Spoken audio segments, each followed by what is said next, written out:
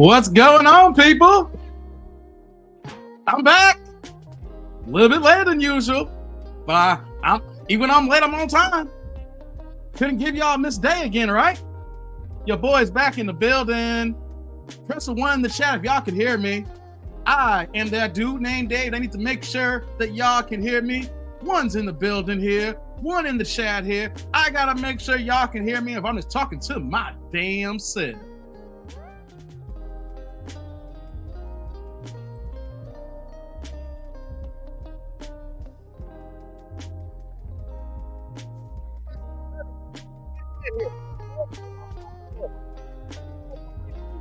We just went live. We're just getting to the building. I want to know if I sound better this time now. Let me see y'all ones again. Let me see y'all ones again. I think I sound a little bit better this time here. Come on, guys, him or me. I see some ones here. Okay. Yeah. A little loud. Well, then turn your volume down. Turn your volume down if I'm loud. I can't control your volume. Okay, guys. I appreciate everybody here now. Check it out. I am that dude named Dave. I am your resident live streamer here. You know, corporate IT guy, a little bit of advice here and there. Some call me Unc, some call me Coach, some call me that dude, but I'm just here to give y'all life a little bit of balance, a little bit of ease, a little bit of laughter, We're here on a Wednesday night, prime time, 7 Central, 8 Eastern. Y'all see the thumbnail. Modern women looking for arrangements or this? What are they looking for, guys? What is the cooking that's going on here? We've been doing this for a while, but you know what, though? It is not going to stop. It's the game, baby. It's the dating game. So the game here is, how do we as men figure out what we need to do? How do we understand the landscape that we are dealing with today? And also for the ladies out there, so y'all can hear what men feel, what men think, what's going on in our heads here. Because it seems like everybody thinks they have the answers, but everybody's in discombobulation. So let me see who's in the chat here, guys. I'm not here to long stroke too much here. We're going to get into some starting later here. You know what I mean? So let's see who's in the building. Shout out to everybody here. But let me send the major ones out here. To the replay gang. Y'all can't make it, but y'all be coming in overnight. If you in the UK, the next day for you, or whatever, you in the islands. Shout out to the replay gang. I appreciate y'all. Also, shout out to the Ninja Watchers. I get it, some of y'all drivers, got a lot of hardcore drivers out here, truck drivers, whatever y'all gotta do, you know what I'm saying? You gotta keep your eyes on the road, but you're listening to me. I respect and I rock with y'all. Or if you're still working the night shift, you out here in the States, things like nature, you working late, I got you as well. If y'all out there cooking dinner, but everybody who's here in the live chat here, the AIC tribe members, salute to you. Now, let me see who's in the building so we can get this party started. You know what I mean? What's going on, Pooh Man? I'm Ricky Bobby. You know what that means, guys? He the first one in. If you're not first, you're last. Shout out to Pooh Man. Pooh Man in the building here. What's going on, Thomas? Thomas in the building. I see you, man. What's going on, Raging? Yeah, thank you, Pooh Man. Like, comment, share, subscribe. Likes up in the building, guys. Come on. If you guys come in here, you gotta give me the like button. Y'all know that YouTube got me on a shadow ban list. I'm telling you guys, if you see my analytics for videos, it doesn't make sense for the views here. I'm shadow banned right now. But you know what, though? I still gotta keep cooking, though. So when y'all do find me, you see the content, I ain't left y'all. Likes up in the building. Help your boy out. What else we got here? Got Chosen here. What's going on? What's going on? Gabe in the building. What it do? I see ya.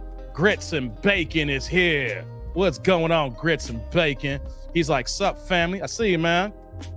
Thomas with the 1. Okay, we're getting caught up here. What's going on? Terrence in the building. Got my girl, Sheila. Okay. Yeah, these are the earlier ones there. Let me go ahead and refresh StreamYard here. Where we at? Yeah, I see you, Nutritionist Life. I see you there. Who else we got here in the building? What's going on, Arthur? Good to see you. Yo, Arthur in the building. No more wall talk. No more wall talk. Okay, who else we got here in the building? Just getting started here. Sheila says she made some guacamole. Shout out to Sheila. Getting that guac on. I see it, girl. I see it. Hey, let's get going here. Like, TD&D roll call. Almost messed it up there. I did actually. TD&D roll call. City, state, zip, area code. Rep where you from. You know me. Chicagoland suburbs. Stand up. 630 is where I'm at, guys, where I lay my head down. You know what I mean? You know what, though? Since we're in the building, guys, I got to cut the music. We're going to get started shortly. Music cut off. All right, guys, let's see who we also got in the building here. What's going on, Chucky?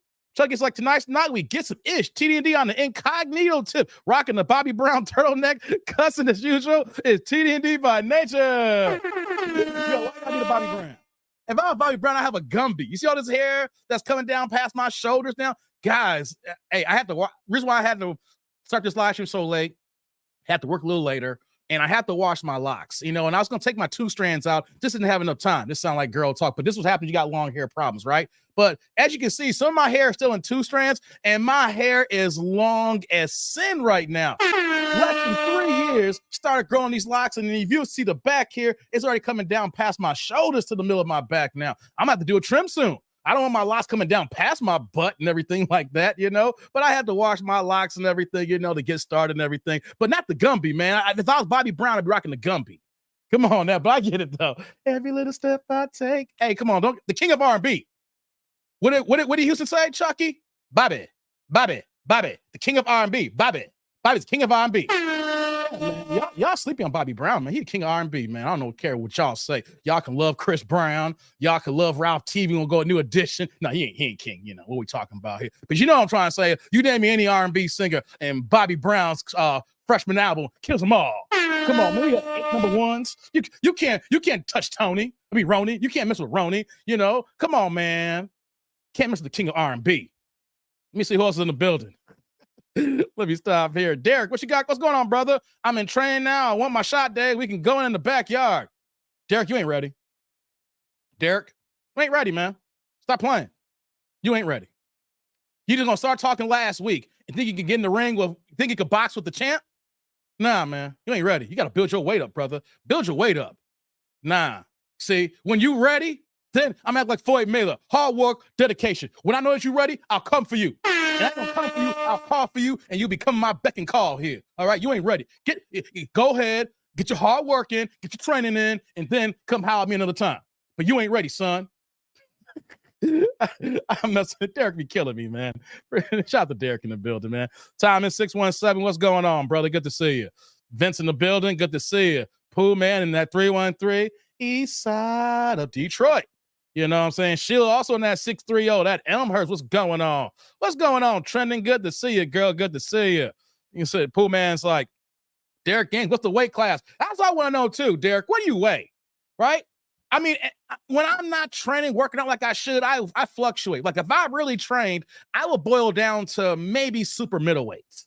Maybe if I went extra hard on my conditioning, I can boil down to 160. But I'm 168. That's gonna be where I'm gonna be at here. You know what I'm saying, Derek? So what you talking about? Because you got to get your weight right.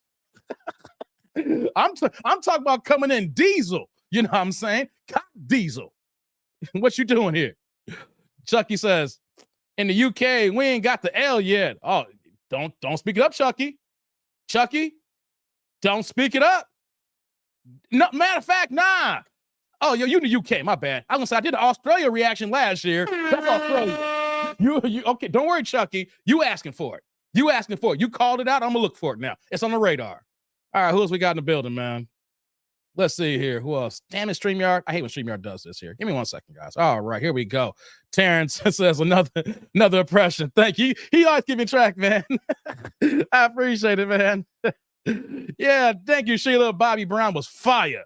Yes, he was. What up, Derek in 513 Cincinnati, home of Aaron Pryor, Tony Tubbs, and Ezra Charles? Give me the shot. You ain't ready. You ain't ready. You know, you can't come in the ring and you ain't proving yourself yet, Derek. You ain't ready. Man, I'll jab your ass all night. Shout out to Willie Walker in the building. What's going on, Willie? Coming in with the first super of the night. By the way, guys, hold on. Before I get to the super here, guys, You can go through the Cash App. I'm not having to scroll down the bottom, but you see the description box below. You know it though. $ that dude named Dave. It's in the description box. But also, guys, super chat, super thanks, super stickers, all of the supers, baby. Come on, support this content here because you know what? I'm an independent content creator. I'm doing the best I can. I don't ask for much. You know what I'm saying? Y'all be sitting back behind y'all phones, got me on the Tizoob, and y'all doing y'all deals. Man, so just a little bit of something. Just keep the plates passing. Keep the plates passing. My man Willie in the building with the $5 holla. Turn the chat green saying, Brother Dave, much love and respect. Man, Willie in the building. What's going on, brother? Hey, brother. Salud. Thank you for the holla. I appreciate you, man. Thank you, Willie. I had got in your live stream. You saw me in the chat. I had to go ahead and check. Matter of fact, I dropped the super on you guys last night. I was actually had to work late last night, Willie. So I was actually in the Uber and then I was on the train and then I was in my car coming home late. You know, that's why I didn't live stream yesterday, you know. So I'm minding my own business. You know, I said, oh, Single by Choices is on. Let me go ahead and check the brothers out. They be doing good content. Be having me rolling there. You know, you were a little soft, huh? You had the kitty gloves on last night on the interview, guys. Hey, I'm just gonna be honest with y'all. Y'all had kitty gloves on. I understand what y'all were doing. I know what the objective was. Y'all had a little bit too many kitty gloves on last night, brother. And I get it. Y'all being respectful. Y'all's being kind and everything. Let y'all do y'all thing. Y'all just being a little bit soft on it. You know what I'm saying? You know, and no diss and everything. Like they was interviewing somebody last night. I think it was Mo. They said they had on there, and it was about her trying to find a man. And just like, I gotta be honest, Willie, can I just be real for a second? Mo doesn't want a man. If you guys miss Single by Choices, check it out. After this live stream here, right? Go ahead and look for my past content because I dropped the Corey Holcomb reaction video today, as well as other lives. But after that, though, you know, if you already caught up with me, check out Single by Choices live stream last night, right? They were interviewing, I think say it was Mo. She was on Kendra's channel at one time. You know, she did her own reaction to herself, right? And I just gotta be real about the situation. Every time that you guys gave great suggestions, you know, you gave her the great pivot to say, you need to do this. So you need to look at this here. What about the library? And guys, you want to know something? My first date with my wife was at Barnes & Noble. Ain't nothing wrong with the library, guys. My very first date with my wifey was at Barnes & Noble. You know, so yeah, they're around. So y'all gave great advice. The reason why I'm saying that y'all was soft, because every time that you guys gave great advice, she always gave a but. And you guys didn't stop the but. You let her go and things like, yeah, you know, like, and I get it. You know, she's a nice woman, and y'all didn't want to ruffle the feathers. But what did Kevin Samuel say? If something looks like life-saving surgery, or if life is on the line, it's that critical mass here.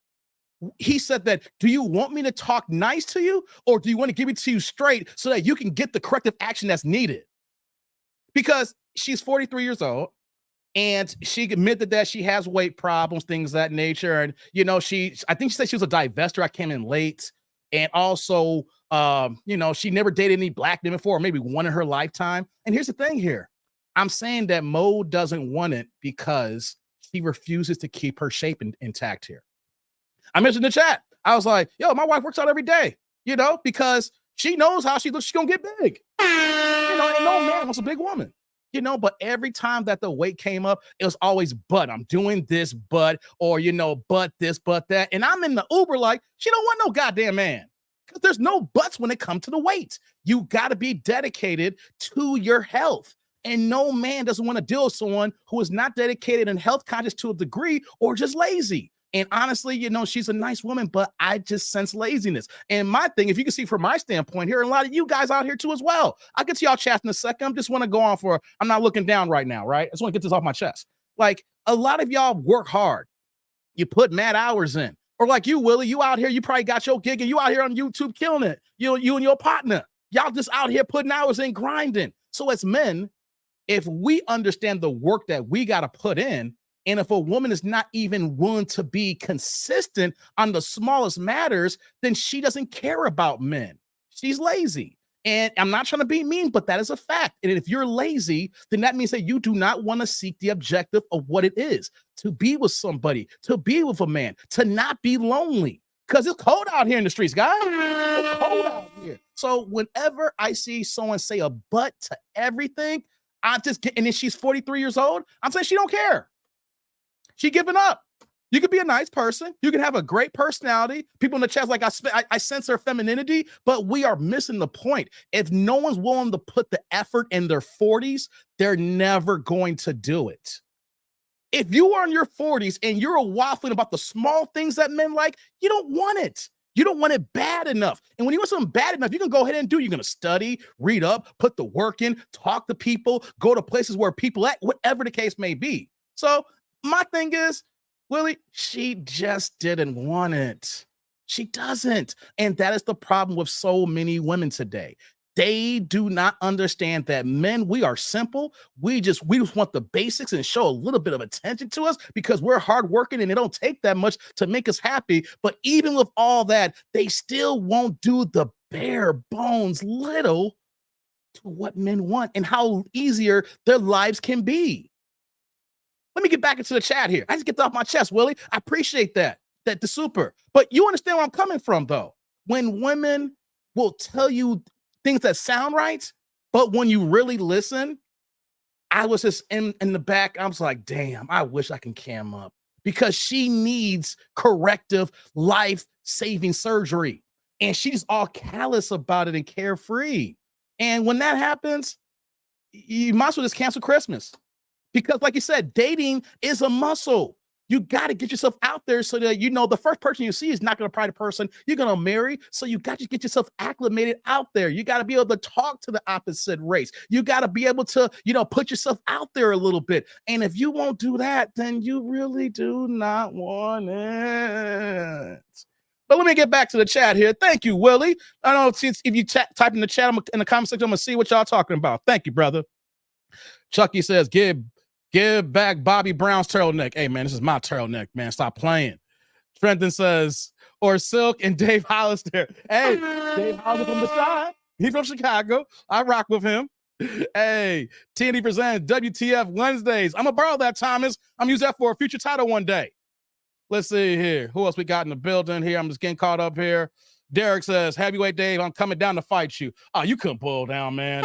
You got a year before you're even ready for me. If you a heavyweight, you ain't, man, dog, Derek. You got a year. You got a hard year. Hey, man, what's going on? Drew's in the building. What's going on, Drew Titan? My man's here with the $10 holla. What's popping? It says, what I walk in on. We just get started. Good to see you, brother. Salute, Drew. Thank you for the holla. I appreciate you. Thank you, thank you, thank you. Good black content his way here. You see the name here. Most of y'all know Drew, but if not, you know to go to his name and go ahead and subscribe to his channel, Boxing Talk in the Morning. Then, of course, I know he got Bear Cave Entertainment where the nerds come out. I know that channel, Drew. And also you got Pep Talk, Painfully Excellence Podcast. Y'all know to check him out too. We talk about the grown talk like what I'm doing here. Shout out to my man Drew in the building. The Drew. Oh, I was texting Drew earlier, guys. Hey, matter of fact, I'm gonna get to the chat here and I'm gonna tell you what I was texting Drew earlier. I'll get to that in a second. I want to get caught up with y'all comments here. Let's see here. Let's go. Let's see it. Scrolling down here. Thank you, Drew. I appreciate you, brother. We black content creators gotta stick together. Who else we got? We got MOP, been a member for 13 months. He over here in the business of Sheila. Like it, Sheila called me Big Papa F. Moise Watkins. Watkins. MOP. We all got Moise Watkins. Shout out to you being a member of this line, brother. Good to see you. Good to see you. Let me see here. Let me scroll down here and get caught. We're gonna get this party started. Yeah. Derek's like, meet me at middleweight, Dave. We can handle it. Man, you ain't getting down to 160. Derek, if you're heavyweight, you ain't getting down to 160 no time soon. Stop playing with me, man. Stop playing with me. All right. Who else we got in the building? Yeah, it was kitty gloves, man. It was like this. You know what I'm saying? You had the kitty gloves on. Yeah. You had the kitty gloves on. Me is not serious about Mo is not. No, Mo's not serious. She's not. She's not, Willie. Man, you know what though? And I want to be honest though. Black women be saying stuff to me like, Dave, why do you care? Why are you in women's business? Stuff like that. You know what though? I do not want to see our black people lonely and destitute. You know what I'm saying? It's bad enough for our community as it is. And if you kind of see a nice person that just can't get out of their way, and it's just like, God, like, I'm not saying I'm the best person in the world. I'm not the richest man. I'm not the smartest man, but I think I'm a blessed man. You know what I mean? I think I'm blessed. I'm doing all right over here. And then when I know I'm doing good and I see others not doing as well, it does bother me, guys.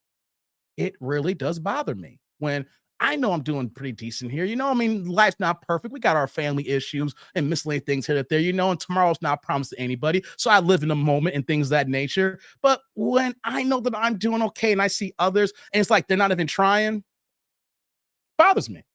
It's like, why do you want the worst out of life here? That's just me, guys. That's just me. Let me see here.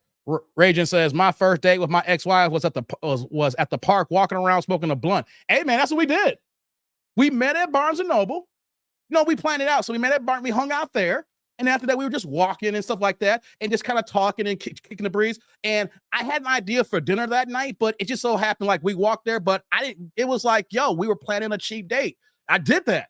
But, you know, we got hungry. I was like, man, I don't mind paying the money because I'm hungry as hell right now. I ate too, you know, but it just morphed into that. It went from a cheap date to I didn't mind paying because I was hungry as hell. Yeah, Barnes & Noble, baby. Barnes & Noble. Then we went to Illuminati's after the fact. Salute, brother. Salute. Rod in the building. Good to see you, brother. Willie hitting the bullseye 100. You know what I mean? What's going on with y'all? Drew back in the building here with the $5 holla again. What's going on, Drew? You supporting your boy. Dropping that green here. What you got for me, man? Deontay came through 78's live stream this morning. We chopped it up for a good minute. The champ is here. Hey, salute. Thank you for the holler, Drew. I appreciate you. Thank you, thank you, thank you. We got to get the campaign going to give Lucille the belt back to Deontay.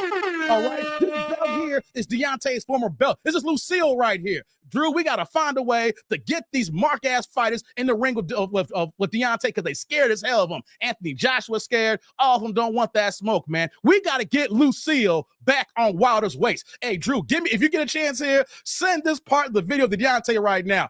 Deontay, the champ, the bronze bomber. Oh, my God. We got to get you Lucille back. I know I got my own version here. We got to get you the real one back, brother. We got to get these mark-ass fools in the ring with you, brother. They hiding from you. They ducking the smoke, Wilder. They know you the champ. Appreciate you, brother. Thank you, brother. I like that super chat, man. Thank you, thank you, thank you. What's going on, Charles? Charles in the building. What's popping, brother? It's a Dave. Good to see you live again. Loving the championship belt in the background. Yes, Lucille, baby. The WBC, the green belt. Appreciate you, brother. Said, put me on 5 pounds and 160. Okay, yeah. Champ was on for well over an hour. Man, I missed it, man. Damn. I missed it. God dizzle, man. I'm going to pull that up. She said it was on 78. I'm going to watch it later, man.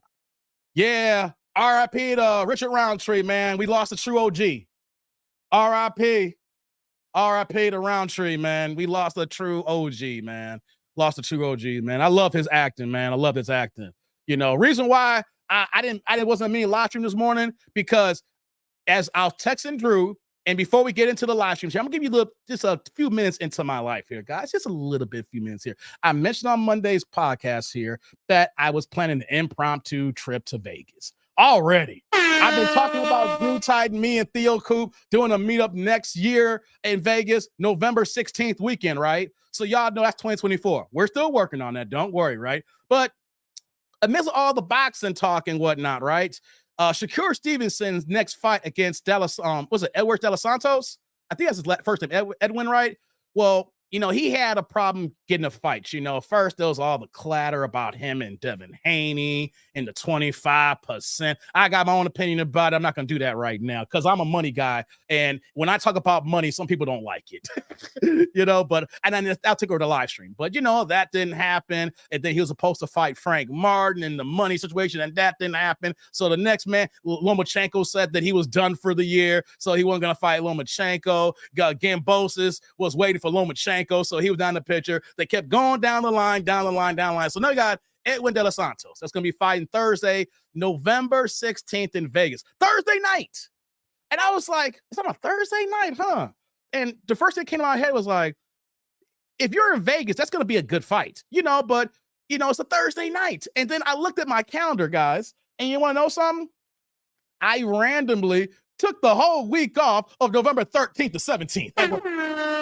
God, when you get to the point of my career, not gloating, but I literally, we do PTO, on my job, paid time off, and you accumulate hours throughout the year. Most people in their jobs, they do that now, right? But I've been at my job for over 8 years. I've been 23 years in my career right now. So I walked in with extra equity and negotiated a whole bunch of benefits. So now I'm at a point in the game right now that every year I have like over 520 hours of PTO time. You do the math, guys. 8-hour workday, 520 hours every year. And that's not including my sick days, my personal days, and my comp days when I got to work late, guys, when I'm not here on YouTube. So I have to take random days off, right? So I said, let me take this week off here. I'll take another week off in December. I'll take Thanksgiving off. I'll take these random Fridays and Mondays off so I can at least get to my minimum balance. So I look and I was like, wait a minute. Shakur Stevenson is fight on a Thursday. I'm off that week before I didn't plan it. It's like, I'm already off the whole week. So I was like, let me see if I can go do a fight here. So the next thing you know, I look and I'm like, wait a minute. I have a travel voucher from American Airlines, right? A flight I was supposed to take early in the year when I was supposed to go see Jamel Charlo and Tim Tszyu back in January. I know we don't fly American, but that was a good flight. That was a good payment at the time. I fly United or Delta. So here it is. I already got a paid American Airlines ticket that is still good to the end of next year. So I'm like, airline ticket already paid for. Okay, next. I just got to go ahead and get it booked. Next, hotels. I'm like, damn it. The F1's coming in town. I've been telling y'all to stay away from Vegas because it's a madhouse and it's janky construction, whatever. So I said to myself, you know what?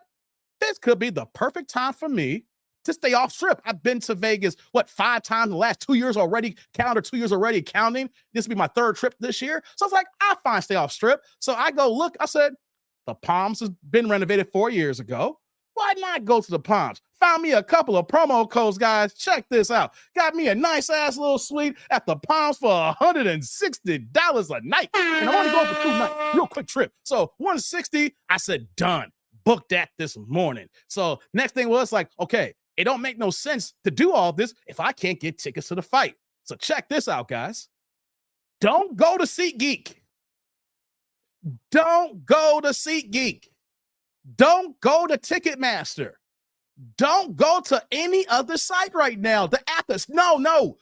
Tickets were still on sale at the T-Mobile website. I was like, oh, damn. So check this out, guys. I got ticket floor seats 5th row on the ring walk side. Yeah, 5th row. I'm on the damn aisle of the ring walk. So they got to walk right past me and then they got to walk in the ring. $255 for the ticket, $160 for the hotel. I'm in like Flynn. We booked, baby. We going.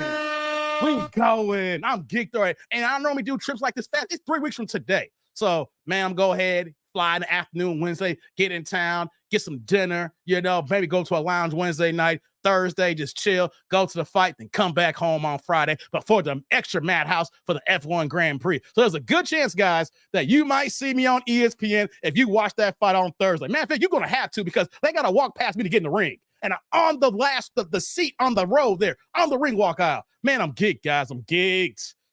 Let's see what y'all saying here. What's going on, Quick? Quick's in the building. Good to see you, brother. Good to see you. Who else we got here in the building here, man? IVS says, can't beat that. Thank you, brother. Man, I'm geeked right now because it's all done deal now. It's all done deal. Yeah, Rod says this. Ryan Garcia is fighting in Houston on December 2nd. I'm not paying over $300 for him. They better drop that ticket price. I probably won't look purchase until a few days before the match. Oh, I hear you, man. But $300. Here's the thing, though, Rod. Where is the seats at for $300? That's the key. That's the key. You know what I'm saying? Because if it's $300 for floor seats or ringside, that's a good deal. If it's $300 for the nosebleeds, I say hell to the no. Hell, man. I'm geek. Here's the thing I want to tell you guys here. I am the ultimate boxing fan, and I think that I have the authority to talk about boxing amongst other people. Know why? I put my money where my mouth is. No one, if I have an opinion, no one can say shit to me because I support the sport. In the last 2 years, counting alone, I've been to Terrence Crawford, Sean Porter, I should have been at Canelo Alvarez, Demetrius Bivol, but I sold my ticket once I was in Vegas because I didn't feel like going. I actually wanted the live stream of y'all when Kevin Samuels died that weekend. Some of y'all, my day ones remember that. So I paid my ticket, but I sold it right back on SeatGeek, right?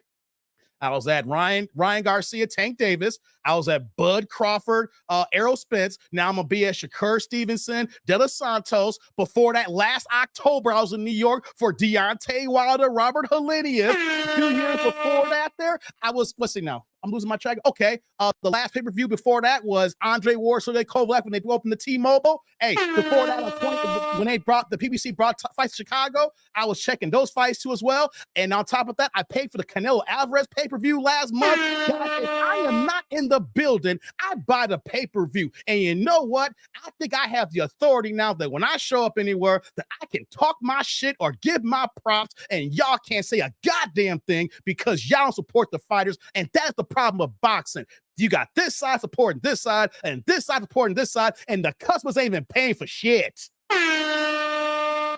So you know what? Until y'all start paying for shit, stop complaining and paying, y'all need to shut the hell up, all right? And here's the thing, too. I'm not even a Shakur Stevenson fan, but he's a hell of a boxer. So for your Shakur Stevenson fans that be talking shit, shut the fuck up. And for the Devin Haney that be talking shit, shut the fuck up. And you know what? For any fight, if you're a fanboy and be talking irrational, you know what? All y'all shut the fuck up because y'all don't be going to the fucking fights. Y'all be over here, what is the fire stick in the fight? Yeah. Y'all just see my receipts the last 2 years alone. This is my rant right now because I'm sick and tired of boxing fans complaining, talking shit, and y'all still in the goddamn fight, you fucking trolls. I had to get that off my chest.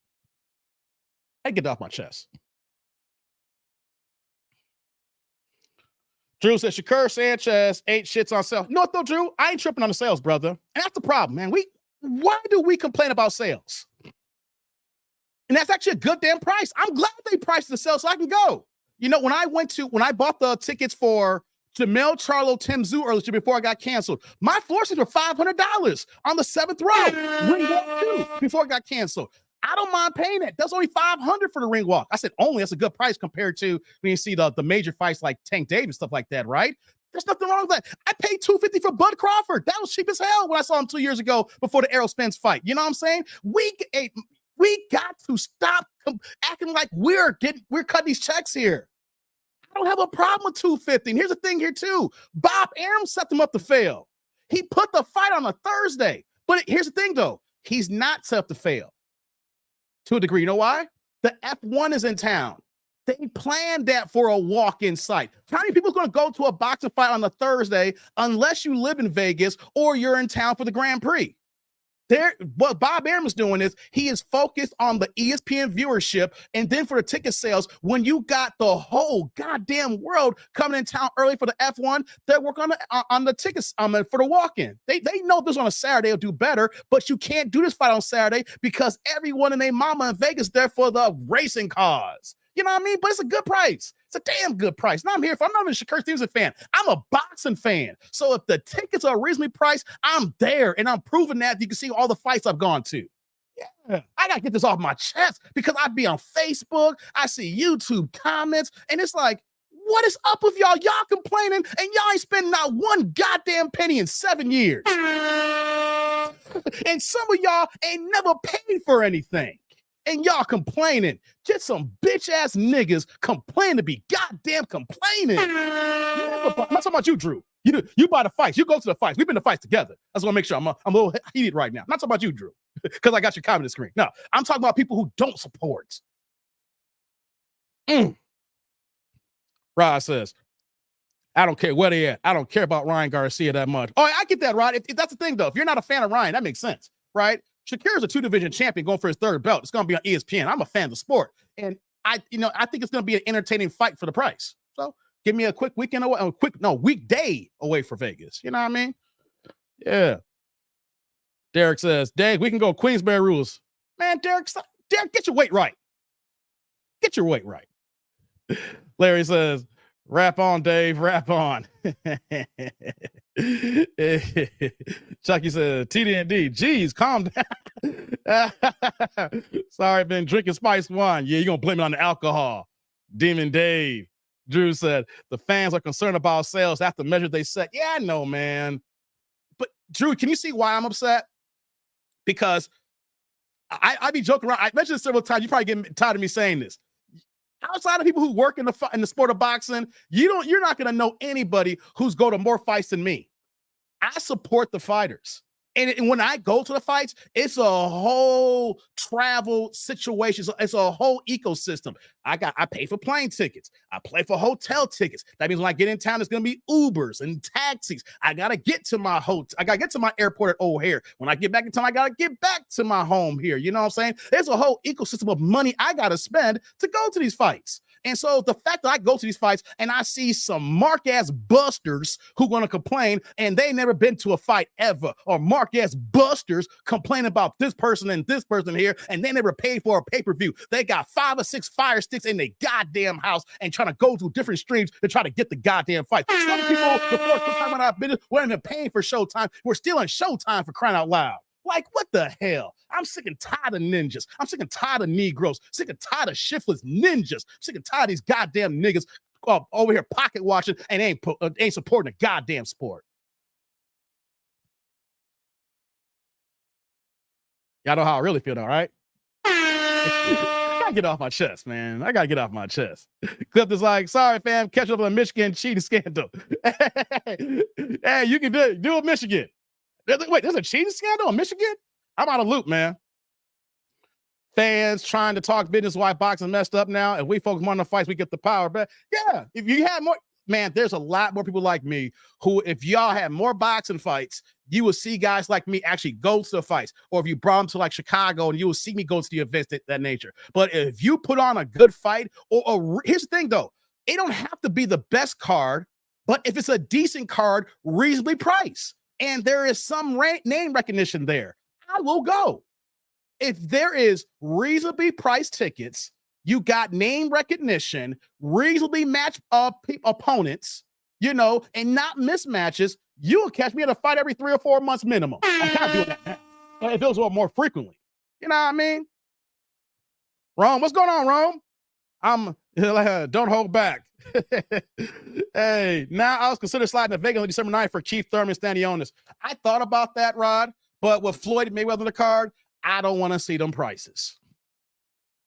And me, I'm spoiled. I'm bougie. I need a good plane ticket. The only reason why I'm doing this, I was going to save my travel vouchers to next year because I was already paid for. Because I'm mad I can't even fly first class going to Vegas. The flights I'm looking at, I can't even fly first class. So I'm taking the L, but I can't even fly first. It's not even an option.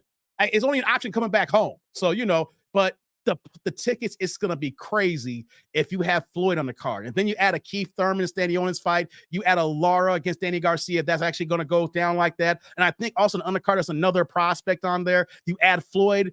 They're saying that Mikey Garcia could be off, but he's still on the top of the bill right now. Man, no, he's going no less for 500, man. Nosebleed at T-Mobile, 500, man. I'm paying $250 for fifth row for Kurt Stevenson. You know what I mean? You know. Oh, you didn't know that? Exhibition. I don't know if it's true or not, Rod, but the exhibition was supposed to be between Floyd and Mikey Garcia. But now Robert Garcia is saying that Mikey ain't doing the fight. But I ain't hearing from Mikey. I'm hearing from Robert. So, you know, there's been times when Robert said some things about Mikey and it was off. You know, remember when Mikey wanted to fight Errol Spence? And Robert's like, that fight's not happening. And Mikey persists on it. Next, you know, they was all on board for it. Because remember, Mikey sees something and he got his ass whooped, you know? So, you know, I don't know if it's still going to be Mikey Garcia or not, but it's going to be an exhibition, brother. That's the talk. You add Floyd to the top of the card. And on top of that, too, supposedly be Showtime's last telecast. So it is what it is, man. It is what it is. But that was my rant, guys. Shout out to everybody who heard my rant for the first few minutes of this live stream here as we get into the show here now. I just can't stand people who complain about things and they're not supporting, you know? And I have the authority. So anybody, if when I go to Drew's chat or any other boxing channel and people are complaining, Drew, and they ain't supporting Drew, I'm going to curse their ass out in your chat and everybody's chat's going forward. I'm sick and tired of people complaining, but ain't putting their money where their mouth is. I support the game, even though the fight game is such a hard game, things of that nature. I'm a diehard fan, and I go to where the fights are. If it's a fight there, you're going to find me there, man. Man, it's gonna be my sixth Vegas trip in 2.5 years. And my fourth, was it 1, 2, 3, 4, 5 of those been what? I've been to 5 fights and one I sold my tickets last second. Man, I spent tens of thousands. Man, I think about if I add all those trips together, I spend tens of thousands of dollars on boxing. I think I have the authority to say I spent tens of thousands of dollars on trips. And you know what? All y'all stealing the shit.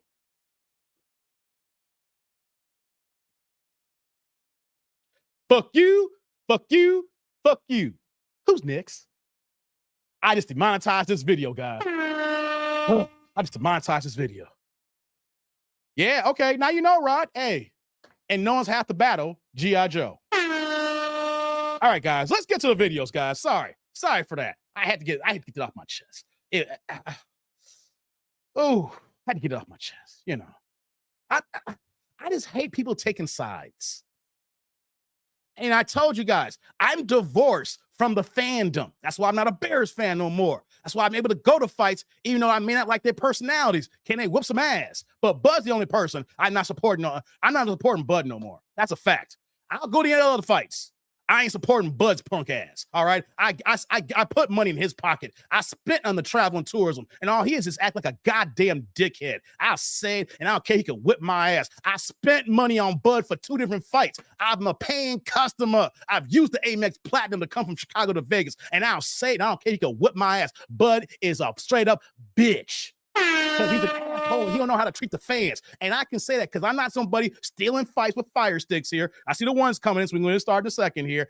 I don't care. He says, I see this punk ass fool on YouTube. I'll whip his ass. You probably can't whip my ass, Bud, but I still paid money so I can talk my shit to you. All right, let's go. You supporting Jake Paul? He's not a boxer, Rome. I don't support non-boxers. Gotta be a real boxer. He ain't no real boxer.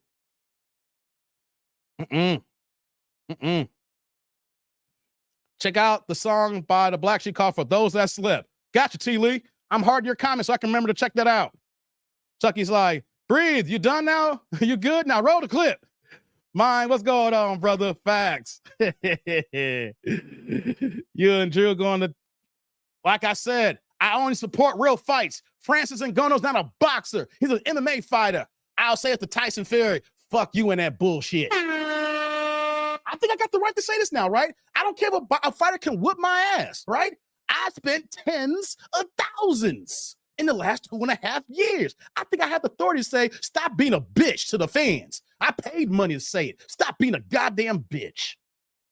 Ooh. My bad call. Let's sleep. You enjoy it. Okay, I'm hardening your comments so I can remember. All right, guys. Y'all say I'll press the ones here. So let's get to the show here. People in the replay games like, God damn, Dave. You was gonna go off for like 25 minutes. Yeah, I did. But that's why you like me. You know, you get a little rant here and there. You know, me acting a little funky, a little crazy. You know, but hey, we're back now. I got off my chest. Going to Vegas. You know, cursed out some fight fans. Cursed out some fighters. You know, but yeah. I'm good now, guys. Hold on. Let me breathe.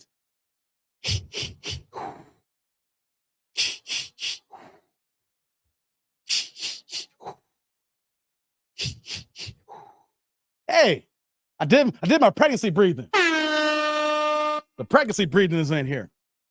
Chucky's like, about time. You trying to get timed out, Chucky. Don't tell you about time. This is my channel. I can talk. That's the cool thing about having a YouTube channel. You can say what you want to say. Chucky, don't get timed out. All right, guys. Y'all ready for these shenanigans? Let's get to it here, guys. Let's get to it here. So we're going to react to Lil Kendra here, guys. We're going to react to Lil Kendra. Y'all laughing at that? With my Tracy? You laughing at that? I started doing pregnancy breathing here, right? And out of nowhere, Tracy just started cracking up, crying. Y'all always know the breathing here works. Y'all, it worked for y'all pregnant. So I guess it's got to work when I go on rants. So we're going to come back to Kendra, guys. I play all videos 2 times unless it's live. So I'm going super fast right now, right?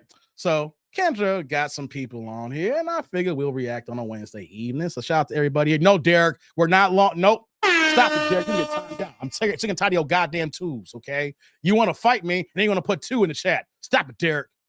Stop it. So let's get to the first video, guys. Since y'all ready, I'm ready. Let's go ahead and do this, guys. So let's go ahead. Likes up in the building, guys. Since I'm done ranting, likes up here. So let's go ahead and let's get to the first video. Now, this one's an update. I didn't have time. No, I don't know if I should do this or not, right? Because it's an update, and I did a reaction to this one a year ago to this woman, right? And I didn't have time to go ahead and bring the original video. So, well, you might see her when we do the update here and see what she's talking about, guys. Let's get it going here. What's going on, Chosen Nick? 1, 2, I'm with you, Derek. Come on, Pooh, man, you better cool out here. Says Francis finna shock the boxing world when he puts Fury in the Shadow Realm, and the Wakanda power just wait for Francis and got voodoo behind him. So Fury tricks won't work. Hey, okay, mine. Charles says Kendra G, the gift that keeps on giving. Yes, it's Chucky. All right, guys, let's go. Have to read y'all comments here. Let me see here. Am I all right?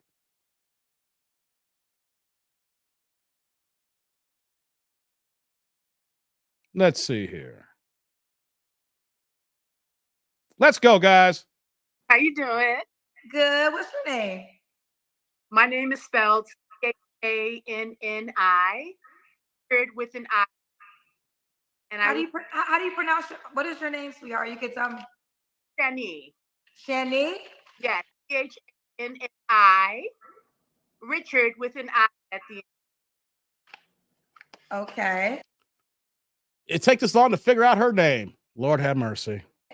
About a year ago, I wanted to let you know after I did meet that $1 million man for finance, and I ended up dating my boss who gave me my first job on Wall Street, and we are happily engaged right now. Congratulations. Yes, I just wanted to let you know that I did meet someone. It wasn't a black man, but she said she met someone who's not black. Oh, do we got a divestor in our hands here? I was widowed once, and I ended up dating who gave me my first job years ago. He actually owns one of the largest brokers in the United States, handles celebrity accounts, and we ended up last year after I was my third husband, and in Paris 2 weeks ago. Congratulations. And wait a minute. She's calling about an update about that she's engaged, but the guy that she's engaged to wasn't from the show. She did a long time ago, right? Hey, Tribe, did I hear that right here? Wait a minute. You came on here a year ago talking about you looking for a millionaire. I wish I'd have found that video. I might have to bring that out from the archives. I think that'd be a good thing, guys, to go back into the past and react some of the worst things we reacted to, right? But if you have not met somebody on the show or through the show, then you don't need to call for an update because you didn't get the love from Kendra. All you guys probably Pookies and Ray Rays in your DMs here. But let's continue here. I got it. It's not adding up a little bit here. Let's continue. And I just wanted to that. So, and I just wanted to know that give up on your dream. There is love out there. And she got a bad connection out there. If you your audio's going in and out, sweetheart. Yeah, it's bad. Sorry. What was the last part? I was saying if there's anyone out there that's looking for love, then patient. Someone will come along when you at least expect it, and never give up on your dream. Never lower your standards. There are people there that have money, and you may have to go outside, but just always know your value and your worth, like I do. And body, because I never thought I'd. Oh God, it's cutting off every. Like she'll say 3 words, and like the next 2 words are cutting off. So like you would never know about your, because you, and at value, don't give on love, ladies. And oh my God, like if you married the man of your, you about to marry the man of your dreams, can he fix your Wi-Fi? Can he upgrade you from the cheapest Wi-Fi package here? Get off the cricket plan. Get off the cricket plan. But I'd be getting engaged again after being married 3 times since I was 18 years old. I never thought that I would be getting again, but I am. Okay, you said the last part was go outside your race. Yes, even if you have to sometimes, because I just really hate to say this, but ladies, if you're looking for a black man that is in a position in life to take care of you and stuff. They have a lot of choices and they are not choosing us, unfortunately. Things are different in this generation. You know, back in the 80s, if you were an attractive woman, nice personality, men would pretty much scoop you up. They would marry. I was married in the 80s twice. And this is a third marriage. Third time being married. And I remember reacting to her. She was talking about all kinds of crazy money demands. Yes, we black men have our options, especially the ones who are doing well, right? But the thing is, you were talking, I vaguely remember from a year ago, you were talking out of pocket that even the regular man was looking at you like he was crazy. Even the man who was high value looking at you like he was crazy. All the Henrys looking at you like you're crazy because of what you were asking and what you offer. Now, something's not adding up here.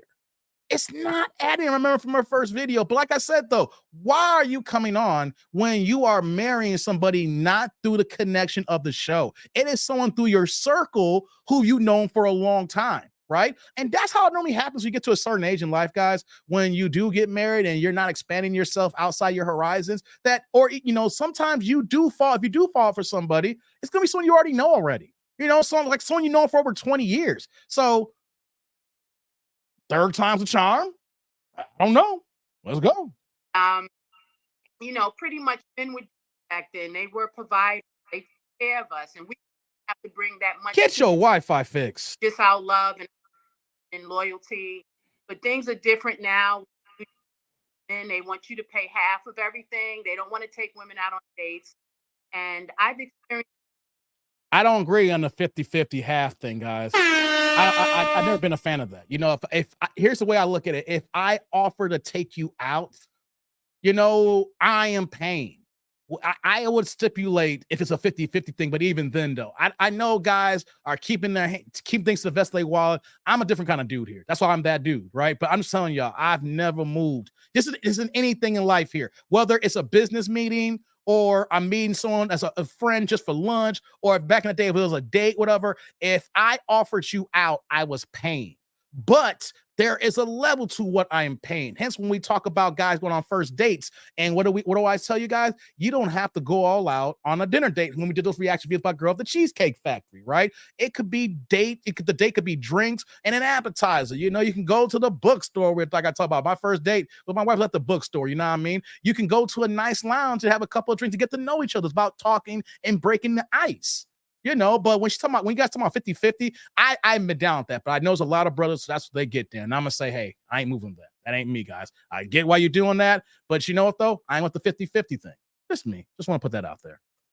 But with black, I ended up going outside of my time. Very happy. Well, congratulations. Thank you very much, Kendra G. Okay. Bye, sweetheart.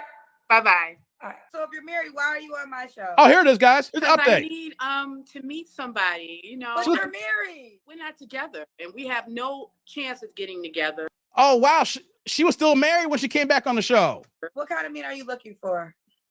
Someone who has at least $1 million in net worth. Say what? He has to have $1 million in net. Well, I'm not even date him. I can tell y'all, my net worth is there, and I ain't been looking at her dusty ass. Lord, ladies, don't y'all even know that the minute you looking for see this and say, why are you counting my walls already, right? I had no problem saying this here, guys. I can say this here, right? But I don't like to brag about it. Yes, I have 7 figures in assets. And when I see this out here in these streets, I'm like, you need to shut the hell up and get what you get here. Yeah, I'm being harsh right now, right? But when I see women talking about this, like, yo, you a gold digger. I ain't talking $1 million. Well, you know what, though? I see you, and I'm walking across the street because you are hella dusty. Okay? I don't really want to have sex with anybody anymore. Tell you the truth. Okay, hold on. She ain't having sex either. I remember now. Now I remember this video. She wanted $1 million, and she ain't giving up the booty. Oh, my God. I think she was trolling when she called back in. She was trolling here, and she was trolling now. Okay, wait, pause. Let me run this down to you. So, you're married, You want Yes. a man that's worth $1 million, and Yes. you don't want to have sex. Not really, not like that. Maybe once a month, whatever. But I mean, that's the reason why I probably get married again, because it's just too much involved with this person expects you to sleep with them, this and that.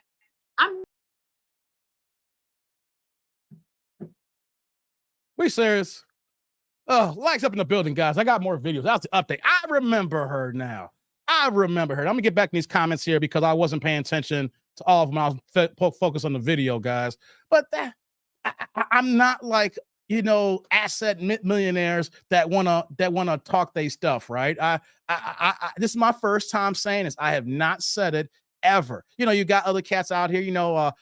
Anton Daniels, he had the Millionaire Morning Show. He talks about his million. He's richer than me. Just to tell it's not all in one place, guys. It's not all cash. But what I'm worth is 7 now. I had no with property, investments, retirement, personal savings. Yeah, your boy's there now. I'm officially there now, right? And so I can literally say, I look at these women who want the asset millionaires, the guy who makes 6 figures. I still consider myself a Henry. High earn, not rich, because I ain't rich. Because I could lose everything tonight, and you're going to see me on the street corner selling them things probably. Like, hey, baby, you want this work? Hey, come on now. You know what I'm saying? But real talk, though.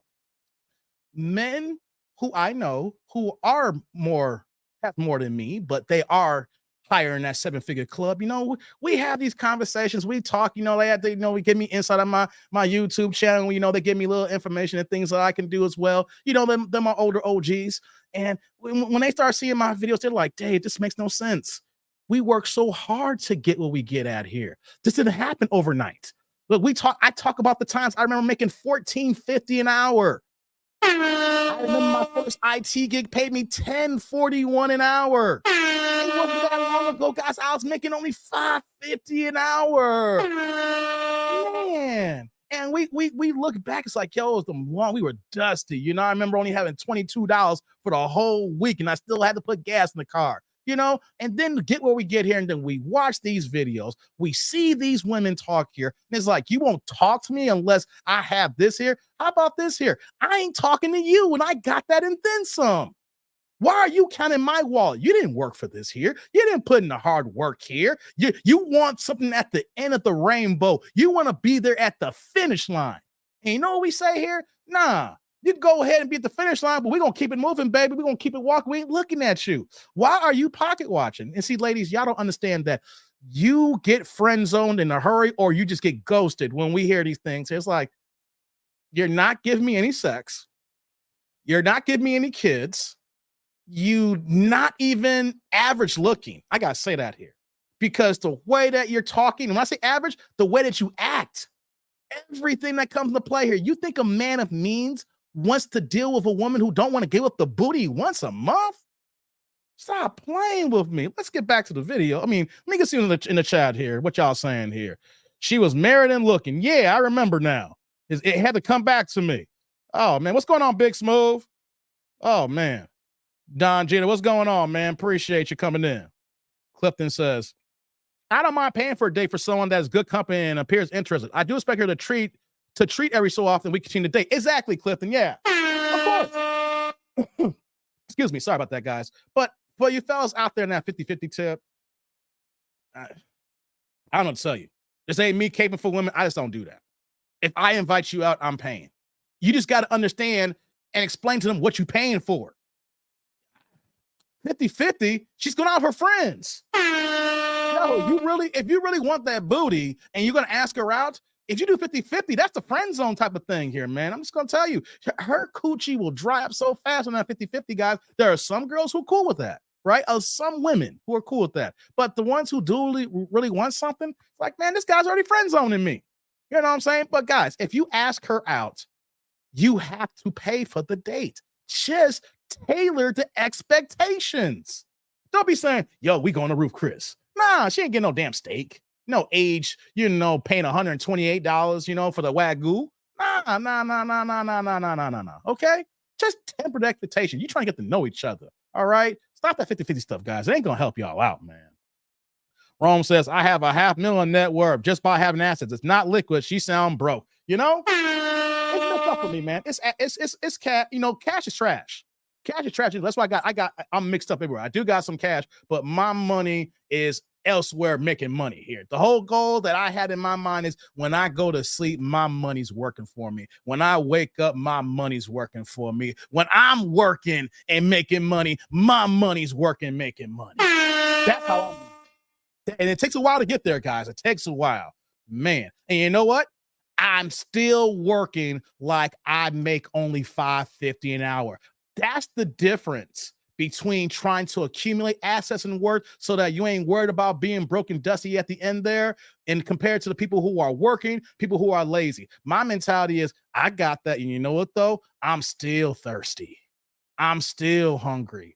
I could have took the night off and I'm grinding on a YouTube stream at 7, 8 o'clock at night here. Why? Because I'm trying to learn and trying to figure out everything here as I go. As soon as I get too lazy and want to sit on my laurels here, the game is over. You know what I'm saying? I'm only 43 years old. I got too much time to work here, man. Got to get it so that I don't have to worry about it later. Appreciate you, Rome. Excuse me, man. Don the Big Joker says, the words out of my mouth, I don't make $1 million, but I accumulate over years. She capping. You know, who you telling, man? Broke people look for net worth. Man, broke people the one who counting our money, guys. Rome, broke people are the ones who counting us here. You know what I'm saying? They're the pocket watchers. You know what I mean? You know, they don't have the work ethic to get it themselves, so they looking at ours. Hey, man, let's keep it going here. She ain't worth, what you say here, Clifton? She ain't worth 100 in my pocket. 100? Clifton, she can't get a goddamn George Washington from me, brother. She can't get the George W from me, man. Excuse me. Let me get something to drink here. She got me all coughed up over here.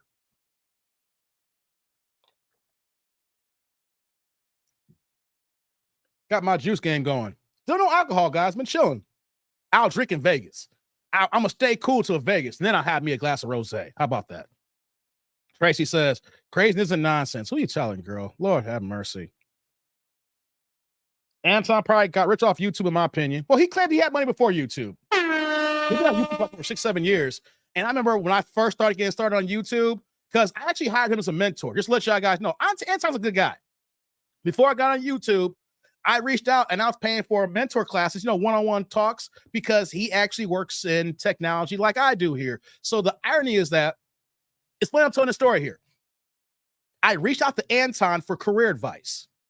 But that career advice, he helped me eliminate so much clutter in my life in the 2 lessons. Our session, we only had 2 sessions, right?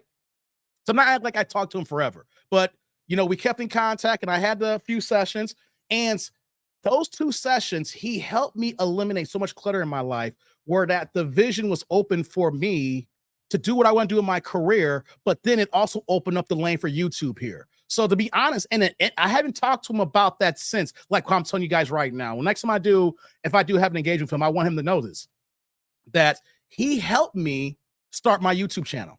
And we didn't even talk about YouTube. We were talking career advice, and that advice helped me say, I need to stop doing this, and this here, right? I applied these tools, and then I started adding a few more things, and a lot of things opened up for me in my time, and then I got to doing this YouTube channel. So to let you guys know, I'm here because of Anton. One of the reasons. A heavy reasons, because of Anton, because of the career advice I got, and it just so happened to kind of fall into this YouTube thing, even though we didn't talk about it. So just letting y'all know, man, y'all may not like them, some people like that, but when you talk to them outside of YouTube, whole different conversation. You got to remember, me here on YouTube is a part of me, but I don't act like this 24/7, just like he don't act like how he acts like on YouTube 24/7. You know, turn the cameras off, you know, and then we're talking business, you're going to get a different type of person. Same as me as well, guys. So yeah, he a good guy. I mean, he does some things, I'm like, yeah, I'm going to say that, right? But at the end of the day, to me, he's a good brother. You know what I'm saying? I ain't gonna go at him like that. Thank you. Salute to you, brother. Let me see. Let me get to the rest of these comments. We're going to go to the next video, guys. We're going to get to the next video real shortly. I'm just getting caught up in your comments. Dave will be on the corner playing the sax for tips. Who you telling, Clifton? Man, I'm going to have some tight-ass shorts on. Pause, man. I'll have some John Coltrane ribs, and when the white people come by, I'll play some Kenny G. I can play Kenny G. I got a whole book of Kenny G joints, man, back in the day that I had to play for white people and conservative people. I couldn't play my John Coltrane or my Miles Davis, my Cannonball Adderley's, Bill Evans joints, you know, Bird when I was playing like that. Some people didn't like that kind of jazz. I had to give you the elevated music, and I put that Kenny G for your ass. Hey, maybe stop playing, man. Let me get back into this here so we can get cooking again. Y'all saying she ain't busting the grape. You ain't lying, man. She ain't imitating me on this fucking tape. She ain't busting the grape. I'm sorry, Clifton, you know you just quoted Old Dirty Bastard, right? I don't know if that was on purpose, but you know you quoting Old Dirty Bastard right now. Don says, Dave, was your wife compromising? And what was y'all first date? Like I was saying, we went to we was at Barnes & Noble. Weekday too. Wasn't a weekend. It was a Wednesday. Actually, I remember vividly. It was on a Wednesday, and it was at Barnes & Noble, and we were just chilling, just talking, you know, it was just kicking it. It was a nice day outside. It was in August, you know, and the next year, you know, it was like, yo, I was hungry as hell, and I was like, yo, Illuminati's was right here. I was like, yo, you like, hey, ate Illuminati, and that was on me, because I was hungry as hell. I was like, why not Illuminati's? Then after Illuminati's, you know, just do some more walking and talking. Yeah. You know what I'm saying? No movies. No expensive. It wasn't really expensive, you know, because pizza is thick, you know, so you can order a small for two of us, you know, and then have doggy bag later. So it was a good compromise, you know what I mean? But real talk though, you know, I mean, it could have been cheaper than that if I was the one that was hungry. You know what I'm saying? I could have came out cheaper that night if I wasn't hungry. You know, so yeah, she was compromised. She's always been compromising. Hell, I go to Vegas 3 times in a year. How compromising can you get? She ain't coming. How compromising can you get? I go dolo for 2 days, come in and out. She home chilling. You know what I'm saying? Yeah. Appreciate that, man. Is it okay to pay with a sock full of change? Vince, what the hell you got a sock full of change for? I got to talk to you offline, brother. What? No, I'm going to leave the sock alone. Likes up in the building, guys. Get these likes up. Man. Let me see here. Just getting caught up here. We're about to get going here. I just want to make sure I'm caught up in these comments, guys. Rome says, that's payback for reminding me about that waffle mess. So something to Sheila. Hey, that blue waffle the other day. Y'all still talking about that blue waffle? You play a soprano sax? Yeah. B-flat instrument. I play all B-flat instruments. Tenor saxophone and soprano are tuned in the same way. So when you read the music, it's played the same way. Difference is the embouchure. You have a smaller mouthpiece. So of course you have, buying smaller reeds and the things of that nature, but it's a really, you know, you got to bite down your embouchure, and that's when you apply that so that, you know, you can hit the different notes. But yeah, I play all the saxophones actually. My number one thing, what I invested in is the tenor saxophone. But yeah, I played alto, play soprano, play a little baritone, baby. Hey, play a little bit of clarinet and a little flute action. Back in school, you know? Shoot, played around with that. I was a woodwind man. Yeah, Clifton. You didn't know I'm a man of many talents. Man of many talents. Larry says, Bird and Diz, best bebop combo. I love me some Bird, man. Bird, yeah. Dizzy Gillespie. Come on, man. You can't go wrong with Diz either, man. Love that. Let's see here. What's going on, Pinball? Good to see you, brother. Checking in from Lexington. And Derek, I didn't get caught up on that. You saying that I'm not going all the way up. Derek, you saying someone's trolling you? Like, I saw you time somebody out. I was going through the video. Derek said that someone got his goddamn profile picture. Hey, come on, man. Stop playing with me, guys. Yo, who's trolling Derek here right now? This profile picture, man. Yo, to the next slide, play us some live instrument. Nah, man. Not doing that. No, y'all got to pay for Big Shirley action. Y'all ain't super chatting right now. Y'all ain't bring out Big Shirley. Come on, man. Y'all have to pay for Big Shirley, man. You're going to have to pay for that. Y'all ready for the next video? Press 1. Let's go. Let's go. Y'all ready for next video? Let's get this ones going, guys. Let's get it going. That last video, I thought I blind reacted to that reaction. I was like, I remember her face, and I didn't know I was going to get that upset. You know, it's like, God damn, you know? Ladies have no idea when they talk about looking for a man, and then like the guys who are out there who are that, and we're like, I didn't hear anything about, you know, how the guy got to treat you right, you know, what you're looking for, the type of masculine man that he is, you know, what he provides as a provider. It was like, nah, he got to have money. You know, and then the fact that she called in and it was not even a guy that she met on the show. It was someone from her life within 20 years if she's even telling the truth. Lord, like, she going to come out and say, Kendra's a success story. No, she's not. This one, if she's telling the truth, this is a man that she's always known. And if this guy is compromising to go along what she's asking for here at her age, she found a guy who's about halfway dead. He's on his way to the upper room. If he's not 6 feet under, he's 3 feet, which means that he's right there knocking on heaven's door. She's his caregiver. You know what I mean? Go ahead, talking about, I found me another man. No, you didn't. This man probably dying if you tell him the truth. Lord have mercy. Yes, if it happened in Drew and Theo's chat too. For real? What are you doing, man? I have trolls. You got more trolls than me. God damn, man. Shout out to Clifton, man. With the $2 holla before we get started the next video, it says, we want Big Shirley to play your opening theme. I think about it. Clifton. Salud. Thank you for the holla, man. I appreciate you, man. Thank you. I think about it, man. I think about it. You know what I'm saying? You know, it's not like I practice every day too. I'm rusty as hell. It's not like I have time to play. You see me here, got a career, got a little 6-year-old daughter running around here. You know what I'm saying? So I'll let you know, man. I think about it. Y'all won't appreciate it anywhere. You know, y'all won't appreciate it, but I think about it. You know what I mean? Thank you, Clifton. Thank you for that holla. This here, halfway dead Dave. Yeah. Come on, man. You see her? You think any man is really that's really checking for that? If he ain't already half past dead, you know what I mean? He already there. He ain't 6 feet, he's 3 feet. The upper room is coming on through. Man, y'all gotta stop playing with me, man. Y'all ain't stop playing. Chucky says, don't forget the cat, TDND. The cat? That cat? Is that the cat you talking about? You talking about that kitty? Hey, I don't even have a channel yet. I know, man. What the hell's going on with you, man? That Smooth Sound TNT featuring Big Shirley. Yeah, man, Big Shirley. Since 1997, I've had Big Shirley. Yeah. What you saying here, Sheila? Put down the wine, Derek. I enjoy a good wine once in a while, but put it down, sir. Now the house cat. Oh, you talking about Bella, my cat? Oh, yeah, the cat's running around here somewhere. Cat's old now. My cat is acting like a modern middle-aged woman now. Hey, man, I don't know what's going on with her lately. She be acting a little funky.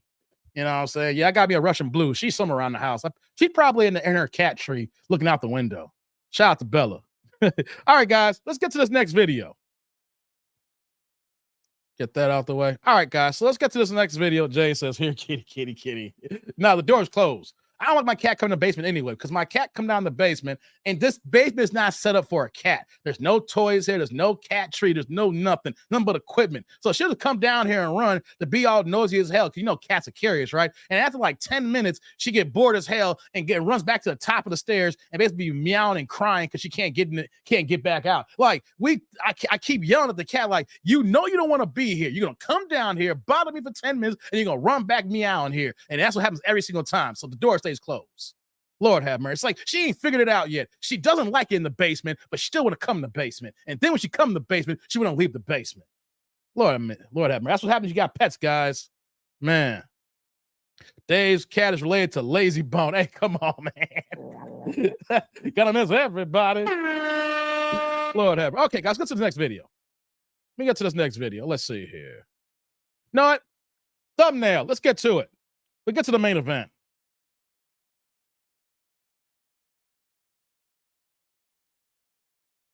Let's get to it, guys. Likes up. Let's go.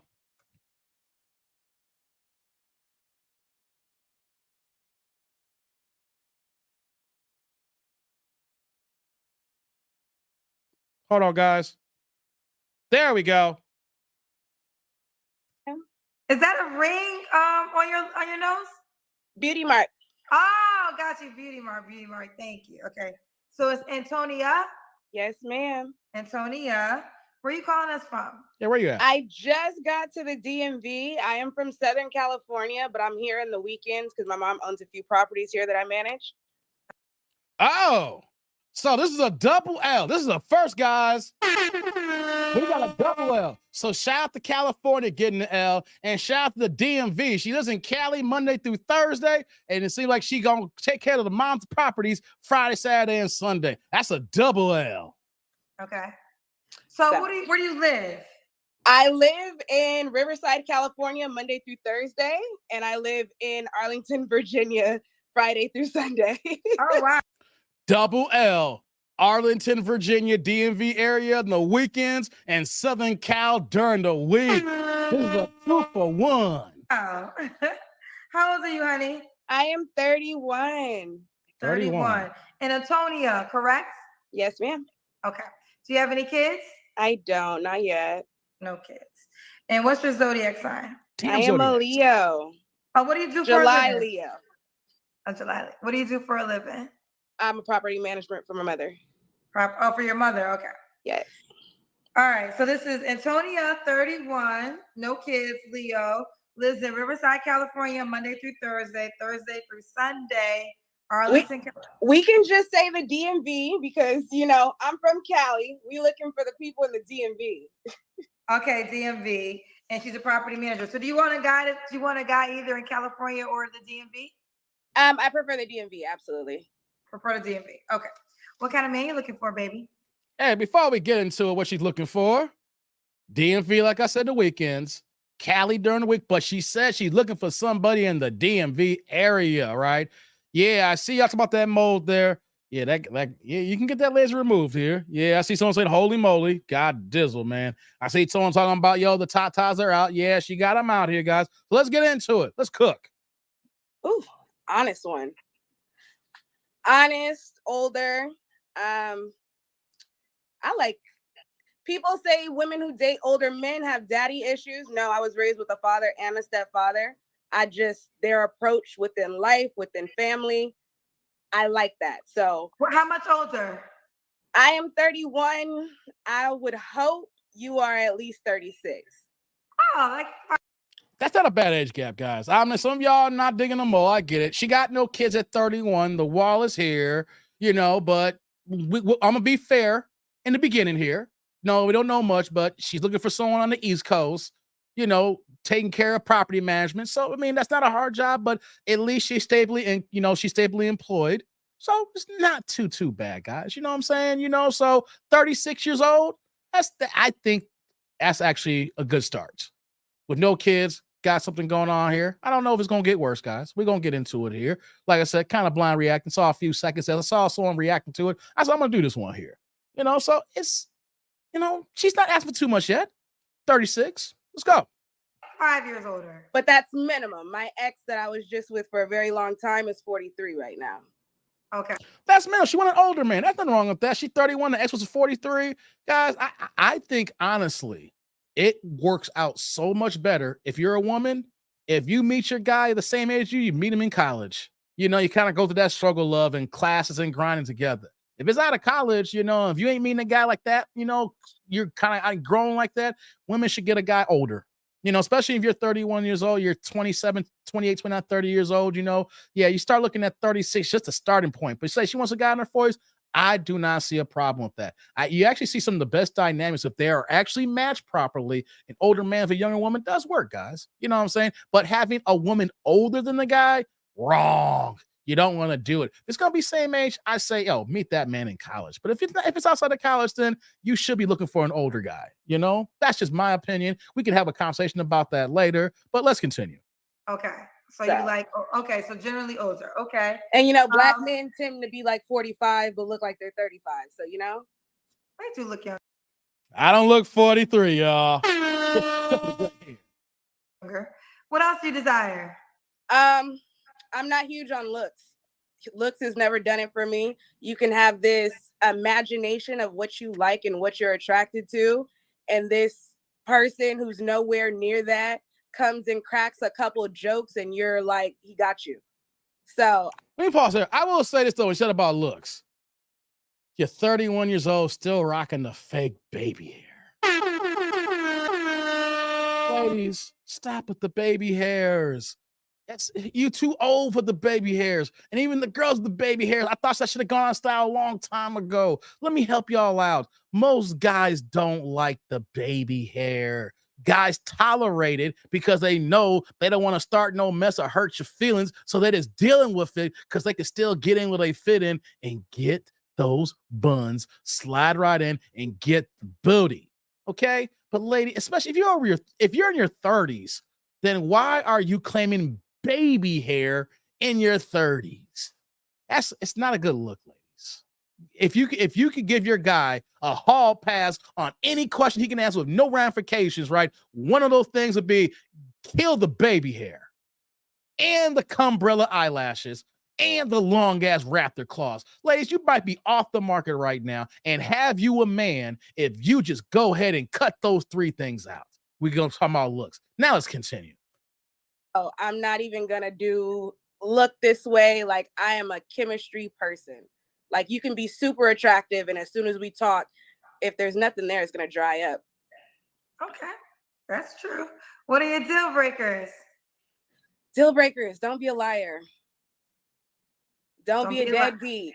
If I don't hear you talking, if you have kids and I don't hear you talk about your kids and I got to ask you about your kids, that's a problem. I think it's a problem that you asking about my kids all the time. You see, ladies, here's the thing though.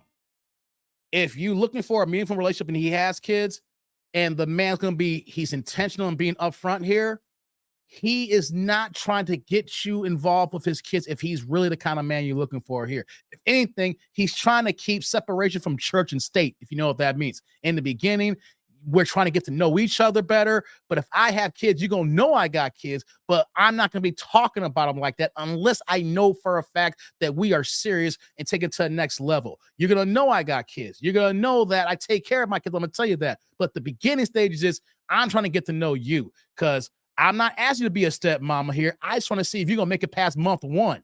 Why would I get my hopes up high, talk about my kids, things of that nature, and the next year in a couple of months, you out the picture?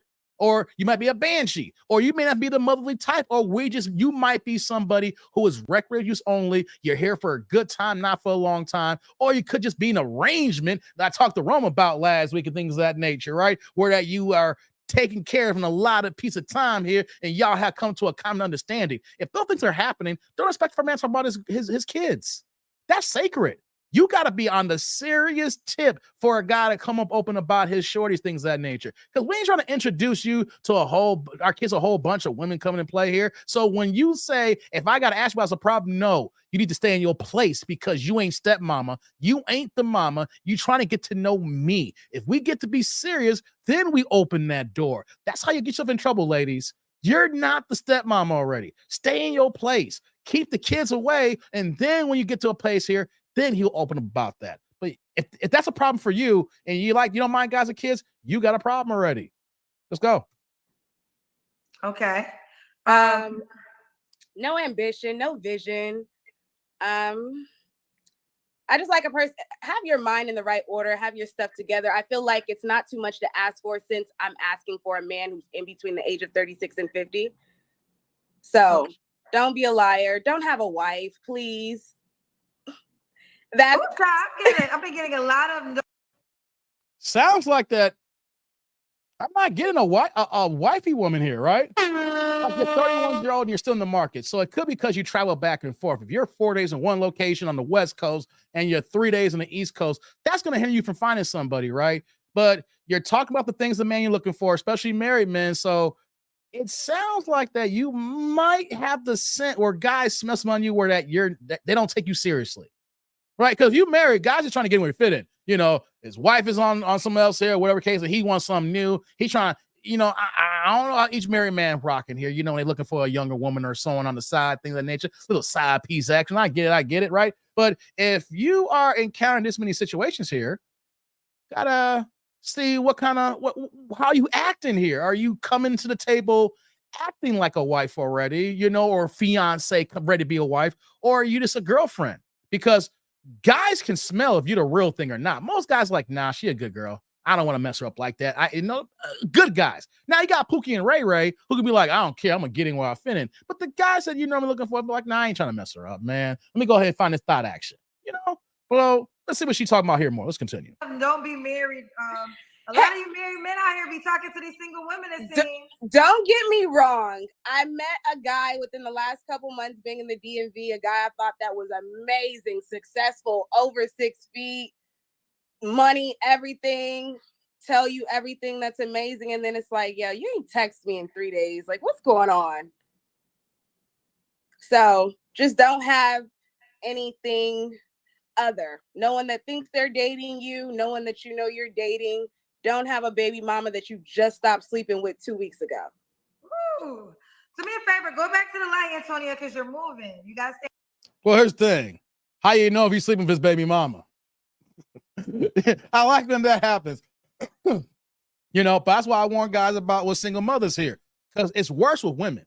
They're always banging their baby daddy because it's the idea. It's like, I'm not trying to add to my body count and I'm comfortable with him. So if I know I'm going to go somewhere else, this has got to be something else unless they really are 304. But it's funny. That's why I say you need to avoid single mothers. But if ladies, if that's what you're thinking about too on the reverse side about sleeping with the baby mama here, if you ain't got no kids, I'm just be honest with you. I'm saying something to the guys here. If you ain't got no kids and if you're at the right age here, then you can prioritize a guy with no kids here. But once you get to the danger zone, you're gonna have to open that up here. But you're not gonna know if he's banging his baby mama or not, you know? So that's where I say you avoid the baby mamas for the fellas. Let's go. I stay in the light, baby. All right. Sorry. Okay. All right, so stay right there. Okay. All right, so we got all that out. Does he have to look a certain way? No. Does he have to make a certain amount of money? Enough for, like, don't get me wrong, I want to go out and have a good time, but I just feel like early on, it's like for me to just have these commandments of you before I even know who you are.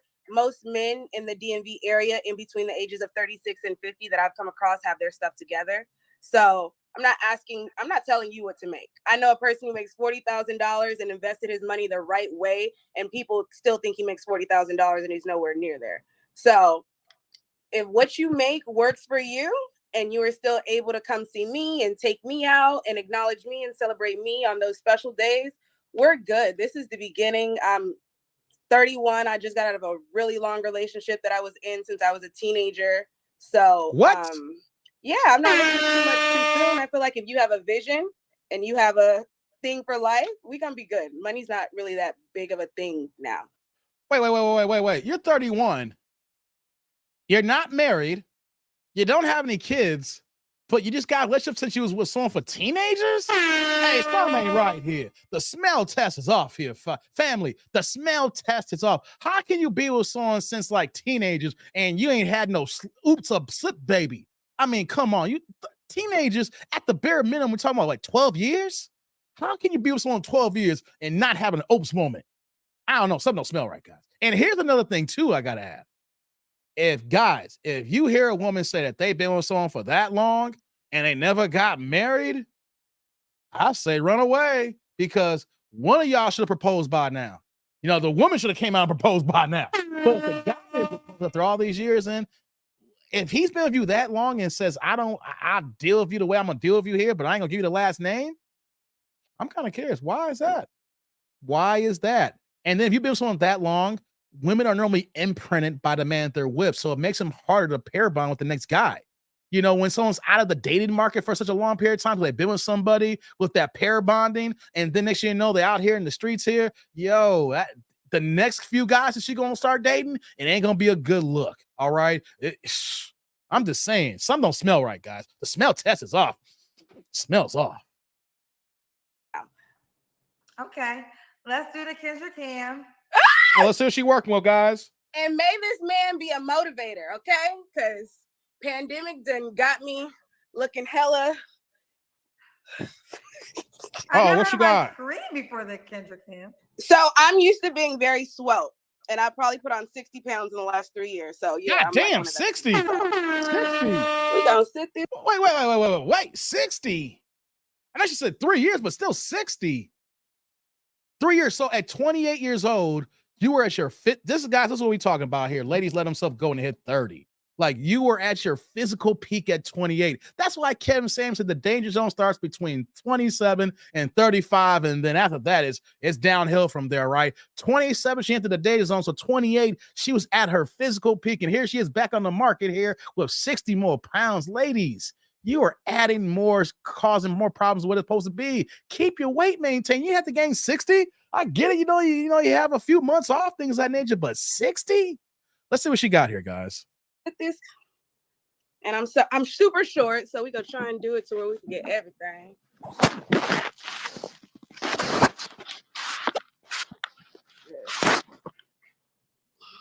Okay. Oh, we see the booty. Oh God, this is first things first, guys. This is all Derek. So shout out to Derek. Derek got his wish list here, so he can probably slide in her DM. Number one. Number two, if she's gained 60 pounds in the last 3 years and she ain't trying to lose no weight now, she's gonna be, you know what I'm trying to say, Tribe, right? She's gonna be what? She's gonna be she's sniffing Lizzo territory, guys. She is sniffing Lizzo territory. Why is it that you've been? I hope Kendra talk about this long relationship, because as soon as you get back on the market here, you are not even where you at health wise. Oh boy. How short are you? You said you're short? I am 4'11". I am. Oh no, God, 4'11" and gaining 50 pounds. This is why Black women are not getting the results that they're looking for. You're gaining weight at the wrong time. Now you're in your 30s now. I'm gonna let it play. I'm gonna let it play, guys. All right, we'll talk after the fact. I'm gonna let it play. I'm gonna let it. God. Short. God damn it. Oh, you're short. 4'11". Super short. Okay, 4'11". I could put on my highest heels and you will still be taller than me, so I do not care how tall you are. Okay. So when was your last relationship, Antonia? Ended in July 22nd of 2022. Okay. You don't have to answer, but I'm gonna ask. When's the last time you was intimate with someone? July 20th of 2022. Oh, a year. Over a year. Are Seriously? you waiting for a relationship or marriage? Like I said, I met a guy recently. I was this close. Then, didn't text me for 4 or 5 days and wanted to pop out. And I said, you know what? I'm so happy I didn't. You know what? So happy. It's not, I don't do times. I'm a grown woman. If the chemistry is there, if the vibe is there, it's going to happen. But in almost a year and a half, it's just, but also I'm coming from a relationship where I was with a man who was older, who provided, who took care of everything. So I'm also trying to get into my own. What happened to that relationship? Yeah, let's get into that here. We had an incident where it was like an argument that he thought was a breakup, and he left the house and he did something he shouldn't have did. So that was one thing. I'm not gonna make it like that. Wait. You're leaving a lot out here. You're gonna say an argument happened and basically saying that he thought the relationship was over and he cheated, right? You're missing a lot here. Women will go ahead and just tell you just the ending, like the argument, then the action, and then that here. But there's a lot in the middle. Why did he think it was over?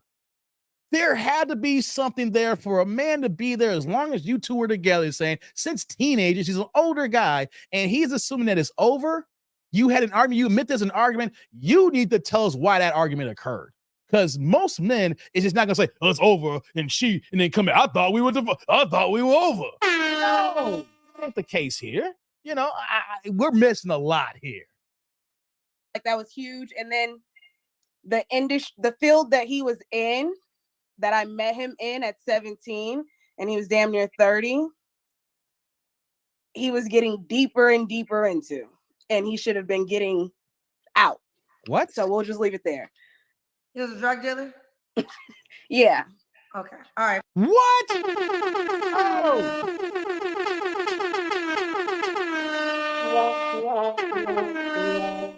Oh. Makes sense now. Y'all didn't get married because of what? Plausible deniability. What? That would have helped you too if you got married, but you were dating a man moving that weight for all this time. You were 17 and he was 30 plus, and he was doing fast money equals slow problems. You see what we got here? Modern women choosing the wrong man, and because it had fast money and he didn't require a relationship, he didn't require marriage, so you was enjoying the fast money coming in. You let this man use up your prime. You getting out of high school into all of your 20s, up until last year when you were 30 years old. You let this man take you out of your prime. Pookie, Pookie, he getting deeper into the drug game, and then you're gonna break up and you back on the market at 31 years old with an extra 60 pounds. This is women causing their own demise. You chose Pookie to take you out of your prime. He had a profession that could have locked him up and also locked you up, depending on how much you knew, which is everything. But you're gonna act like you didn't know what was probably going on and trying to act like oblivious. But you knew the money that was coming in. You heard the phone conversations. You seen some coded text messages, things of that nature. And now you're back out here and you're looking for what you're looking for here with so many strikes against you. Judgment right there. You're dealing with illegal cats out here. So I don't know what else you're involved in here, because most women who will deal with drug dealers will deal with scammers, will deal with con artists, because they like that fast money coming in, because they don't want to deal with a guy who works a 9 to 5 because think that money's coming in too slow, or his day is always taken because he's working, or he can't go out on vacation because he got to work. Man, oh man, I didn't expect that, guys. Guys, if I knew for a fact that I was talking to, if I was single out here in these streets and I started talking to somebody, take away her weight and everything, right? And then she tells me I was in a long-term relationship for all these years. You heard me in the beginning, because I said something's off, something don't smell right, and I'm blind reacting to it. And what did she say? I'm dealing with a drug dealer. Me personally, I work in finance, and I don't want anybody associated that could get me involved in a RICO. All right. RICO been the big word lately, right? You got the real estate RICO with DJ Envy, you got other RICO charges coming in with the YBN Melon case, and also who's it? I forgot the other rappers that got the RICOs in Atlanta right now. Man, the last thing, fellas, you want to do is get yourself with someone who knows maybe a little too much, and when the hammer falls, they gonna get called in too. Look at BMF. They got another RICO on them, guys. The remaining cat that didn't get locked up from BMF just got locked up last week. Look it up, guys. I'm not lying. The remaining cats out there just got locked up in BMF. They said they arrested over 42 people. They were still moving them things here, right? Guys, the feds will always be looking at you if you move on things. You make it be 2 steps ahead of them. As soon as you slack off, they're going to get them resources and get your ass. And a woman like this here, she's too close to action here. I'm sorry, guys. Ooh, let's continue. Let's finish this off. All right, fair enough. Okay. So we did the 3 flaws? No. My 3 flaws, I'm super impatient. I have 8 older brothers, 1 older sister. I'm the youngest of 10. I'm accustomed to somebody being able to do it. Little bit self-centered. I think that comes also from being the only child, and I'm one of 2 girls. But every flaw that I have, I'm working on. And then another flaw that may not be a flaw to other people, for me right now, my body is a flaw. I've been in the gym the last couple weeks, but patience. I need to get out of thinking that shit revolves around me, because it doesn't. And my health, my body. I don't have kids and stuff yet, so definitely want to have some things I want to work on. What's going on, Purpose Square? Fair enough. And why would a guy be lucky to be with you? I hold myself accountable for everything. I'm teachable. I know when to speak and when to shut the hell up. Other than that, I don't want to say looks and things like that. I feel like I'm a cute girl. There's a million cute girls out here. I feel I have a great mentality.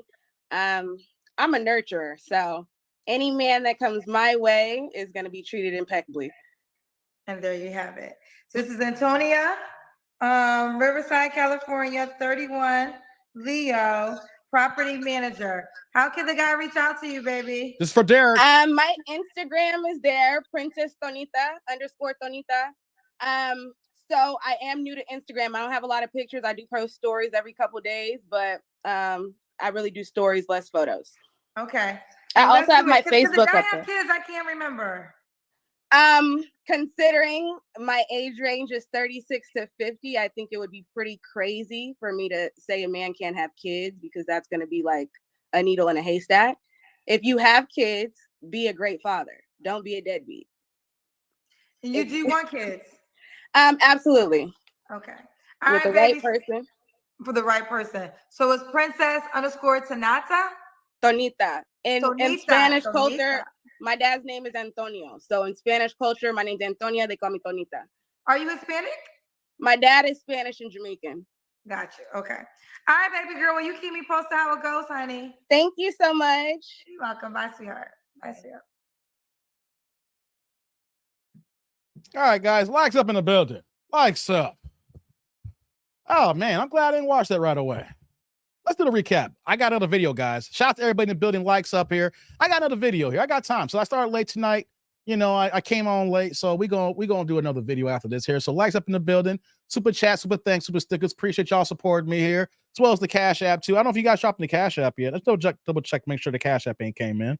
Just want to make sure I ain't forgetting that. No, we're good here. Thank goodness here. I don't want to think I'm forgetting you guys here. So let's just do a quick recap here to tinkle my fancy, you guys. What's going on, Team Peterson? Good to see you. Glad you're up in here. Appreciate you. Likes up, guys. Yeah, I see you, Perfect Square. So a sugar daddy. Yeah, so this here is a woman, like I was saying here, I'll go rant. I had to stop here because I want to save it to the end. She did not make wise decisions when she was younger. So many women do this. And there's one thing that young girls follow the guys who are the scammers and the drug dealers and the con artists, that they live in that lifestyle, the fast money. It's one thing if you grow up in a certain area and you young and you're dealing with that 17 years old and you depend on your home life and you easily fall for it if that's how you was moving. I'm not saying I condone it, but I can understand. That's one thing I'll say. I am very heavy when I talk about certain things I believe in or what I know. But the one thing I will say, though, that sometimes it may not be conveyed is I can't understand where they're going. The thing is, just because I understand doesn't mean that I'm okay with it. If that makes sense, that allows me to have more reasoning when I'm dealing with people and take myself into that scenario where that I can understand, but doesn't mean I'll move that way. Like an example is if a guy finds out he walks into his house and his wife's cheating on him, right? And he goes ahead and pulls the tool out, right? I'm not saying I would do that, but I understand why a guy would do that. That's extreme, right? But I'm just saying if I put myself in that position, I can understand why a guy would do that. I'm not saying I would do that. So for her, wasting all of your most valuable, your most precious time, the time that a woman has, your peak. A woman's peak is not the same as a man's peak here. Like she said earlier, a guy could be in his 40s, be 45, look like 35. Men, we take so much longer to mature, to build ourselves up, and to get to the place where we're going here because it's a whole journey. Most guys are not at the finish line unless they're an NBA ball player athlete who get their riches in their 20s. The average guy got to get to their late 30s and 40s before they start sniffing that stuff there. And then when the guys who do make it to that peak there and they get to like 50, it's on and popping. But you allowed your prime, your precious years. Then on top of that, 2 years wasted of baby making for a family. When I say baby making, for a family, because she said she wanted kids. Because you were dealing with a drug dealer for all those years. You loved the fast money. You loved the excitement, the possibility of getting caught. Guys, you'd be surprised of how many women love that lifestyle. It's fast, it's exciting. It's not dealing with a dull guy who got to leave the office, leave home, go to the office, work 8, 9, 10 hours, come back home, come in the door. Hey, honey, I'm home. How's your day? Yeah, my day was rough. I just got to relax for a second. That's boring to a woman. They don't want to hear that. They want to be out there with the drug deals and scams, especially when they're young. And now he said that she broke up in July of 2022. It is now October of 2023. So she broke up with him at 30. 17 to 30, guys. You see, if a guy was 17 to 30, he would not have any women. Now say, don't be around women. That's your squire face. You got to take your time to build up. You don't need no woman taking you off your square and throwing you off your purpose and goals. So when you go ahead and waste your prime, and now you're back here on the market, and now I'm going to get to the point that, and within the last few years of that relationship, before getting out of it, you gained 60 pounds and you're only 4'11". That means that you're north over 200 pounds, the way she looked, the way that booty was hanging, because she was wearing spandex, guys. And how many times I got to tell you about black spandex and women? It is the most concealing because how she looked in that Kendrick cam is actually worse. The black, conceals things, and then the spandex sucks it in. So she sounded like she was nice. She sounded like when you just see, that's the thing about women though. When they just only showcase their headshot and you see the face, like outside of that, Mo, I can see some guys rocking with that. you know, but then you start hearing more of the story and you hear more of the background. And the next guy's got to say to himself, why would I want to deal with a woman, even though she said these good things about herself when it comes to dating a man? You had the judgment of being with a drug dealer all these years. I can't trust you. You are a liability. That is a huge judgment call, because at any given time, if it went south, I know women stay out of jail. A lot of the guys take the weight and leave the women and children out of it, especially the women, they be out. And then next year, then the women moves on and leave the guy in jail. That's how it normally goes, right? But depending on the circumstances here, you've been with the person that long, you ain't going to tell me there was never no weight in the house that she didn't know about. And if you've been with someone that long and that was her occupation, and she even said, I was with him too long because the job that he was doing, he stayed and got too deep into it here. So you knew the phone conversations, you knew the private codes easily for that many years. You have to be an idiot not to be around. And you know the stash was in the house at some point here. You're a liability. And guys, we work too hard to have women be liabilities for us. Before she comes into your life here and you busted your ass, you working, getting promotions, stacking your money with assets, whether it's real estate, investing in the stock market, the S&P, whatever that you're doing to build yourself up, this woman will be a liability to you. And if she's a liability, then why would you entertain it? I'm just saying, guys, the background of a woman is so important. We can't ignore that. We need to know their past. Your past impacts your present and dictates your future. So if your past is literally something that shady, fellas, just run. Keep it moving and run. Lord have mercy, man. Come on. When I hear drug dealer, I'm good. I don't want to deal with you. I don't know how you guys move, but if I heard, yeah, my ex was a drug dealer for 13 years and change, I don't want to have the possibility if I go over your house one day and he might forgot about some work that's in a place that she forgot about too. Oh, look at this. I want to see that. And then here's the thing too. I know that this is not something for me to jump the shark on, not to assume here. If you're around that, how do I not know that at any given time you're getting high off your own supply? Heard what I'm saying, guys? I'm not saying that you can't be moving the weight, moving the product, and not dibble and dab. You gotta taste it every once in a while. You gotta make sure the product is right. Oh yeah, it's good. Like, yeah, okay, it's good. You know what I'm saying? You're gonna dib and dabble out there, sir. You're gonna be curious. Be like, yeah, it's good. It's good. It's like, hey, you know what? Let's celebrate. You first. Hey, no. You know what I'm saying? Like, anything is on the table, guys, if that is your lifestyle for over a decade. Am I wrong? Am I off by thinking that? Now, some people are going to say, yeah, I just moved the weight, Dave. I didn't dibble and dabble. That's not my thing. But how many people that you know that are maybe in your family who may have been dibbling and dabbling, who are hypes that was selling it at first? I just want to make a little bit of money. And the next thing you know, they're strung out on it. Or they're the one losing their jobs. They're looking all dusty, literally all up in there. It's like, you know what I mean? So I'm just saying that everything's on the table if that's been your lifestyle for the last decade. And if that's been your lifestyle, you are a liability. And for us men grinding and working here, we got to deal with a woman's past here, and that past can impact your present and future as well. So guys, if you're dealing with any kind of woman, I don't care how good she looks, and she tells you any shady backgrounds of her former kingpin boyfriend or someone who used to run the block, guys, it ain't worth it. It ain't worth it. That's going to come back one day. Trust me on that. Most people don't get out the game clean. And even if they do get out the game clean, there's a lot of nightmares that come after the fact too as well, because we don't know what they've been through, what they've seen, what they deal with to be in that lifestyle here. It ain't peaches and cream, guys. It ain't peaches and cream. You know what I mean? If they get out the game, they got residue from the game that still haunts them for the rest of their days here.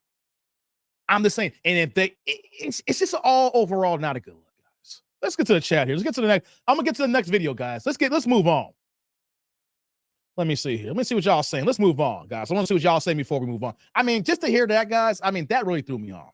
To hear that, yeah, I was with a guy for over a decade. I was like saying, you never got pregnant? Is that no oops? No, I take that back.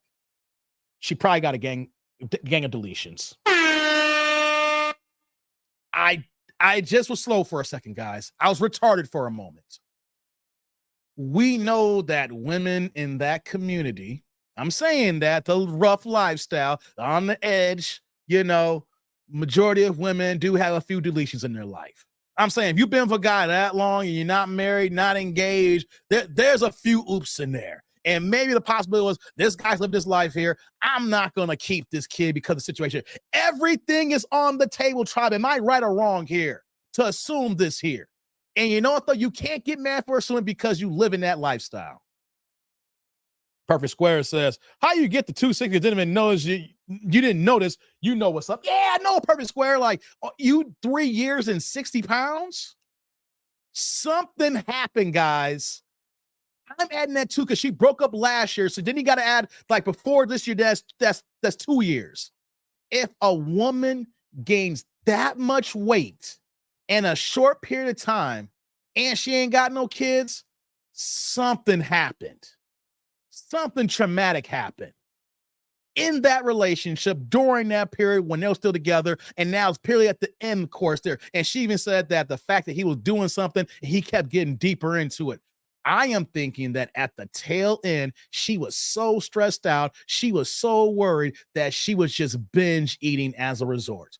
And the reason why I'm coming at the conclusion, guys, how many women, and the ladies in the chat, y'all agree with me too, when something traumatic happens, I'm not saying be drug dealing stuff like that, but some life things happen, and the first thing that happens women is what? Their weight. They will eat the depression. They will eat their depression. They'll say nothing, everything is fine, but then they're just eating the pain away, A lot of times when you see these such a drastic changes, you either get on a little bit of substance so you can dull the pain, whether you're drinking too much, whether you start using the product, or the easy thing, start adding them sugars and the ice cream, and then next you know, you're eating late at night, you're stressed and then depressed, and then you start binge eating, and next you know, that 60 pounds comes in no time, guys. I'm just saying, that's a traumatic situation to gain that weight in a short period of time, and you ain't got no kids. And then she literally said 31, no kids. It's a damn shame, guys. She values her more. Oh, come on, Rome, you wildin'. Renee, what's going on, Renee? She out of my weight division, heavyweight. You ain't lying. Lord have mercy. She huge, guys. That's knocking on 3 bills. I ain't gonna lie. She gonna be 3 bills in no time, man. Man, let's see here. What y'all saying here? Rome King, she was off limits. Don't do this, twin, or I'll be an only child. Hey, damn, Derek. Hey, is Rome and Derek fighting over Sheila? Sheila, I know you got men fighting over you, girl. What you been doing in the chat that I'm not seeing? Sheila, what are you doing in the chat that I'm not seeing? Likes up in the building. Super chats, super thanks, super stickers. Pass the plate, baby. Get the blues going. We kind of slow tonight, guys. Rome says she's allergic to physical motion and safety pins. God damn, brother. Let's see here. Who else we got here? What y'all saying here? We got to get to we're going to get to another video. That threw me off, guys. That threw me off. Rome says, if cops come, she's out of luck. She couldn't outrun a roach. Hey, come on, man. We get to the fat jokes now. God dizzle, man. Oh, let's see what else we got here. Rod says this, 60 pounds is a lot in 3 years. Hell yeah. I dropped 40 in the pandemic. That's what I'm saying. That's a lot. I dropped during the pandemic, the beginning, I was at 219. And before we got to October of the year, because the pandemic started in March in 2020, once we got full lockdown and we were in the crib, I never forget taking that Uber ride home, left work and got straight to the house here. And from March to like October, your boy dropped 40 pounds. So losing 40 pounds is one thing, but she gained 60, add a 40 and throw a 20 on top of that. Man, that's a lot. That is a lot. That is noticeable over that period of time. It's not like gradually it happens over so many years and you kind of see life kick in. 3 years, that is noticeable. If you see someone every few months, you're seeing the weight pack on slowly but surely. It's coming out. It's like, yo, you okay? You okay? The next year, you're like, damn, girl, you ain't putting the fork or knife down, are you? Oh my God. Clifton says this. She got off that stuff and substituted the drugs and food. Good point here, Clifton. Let's see here. Renee says ordering takeout. Doing a lot of that. Oh, roll. Man, Vibrium. Damn, Rome, you wildin', brother. Perfect Square says everybody cope differently, different ways. I just go shopping.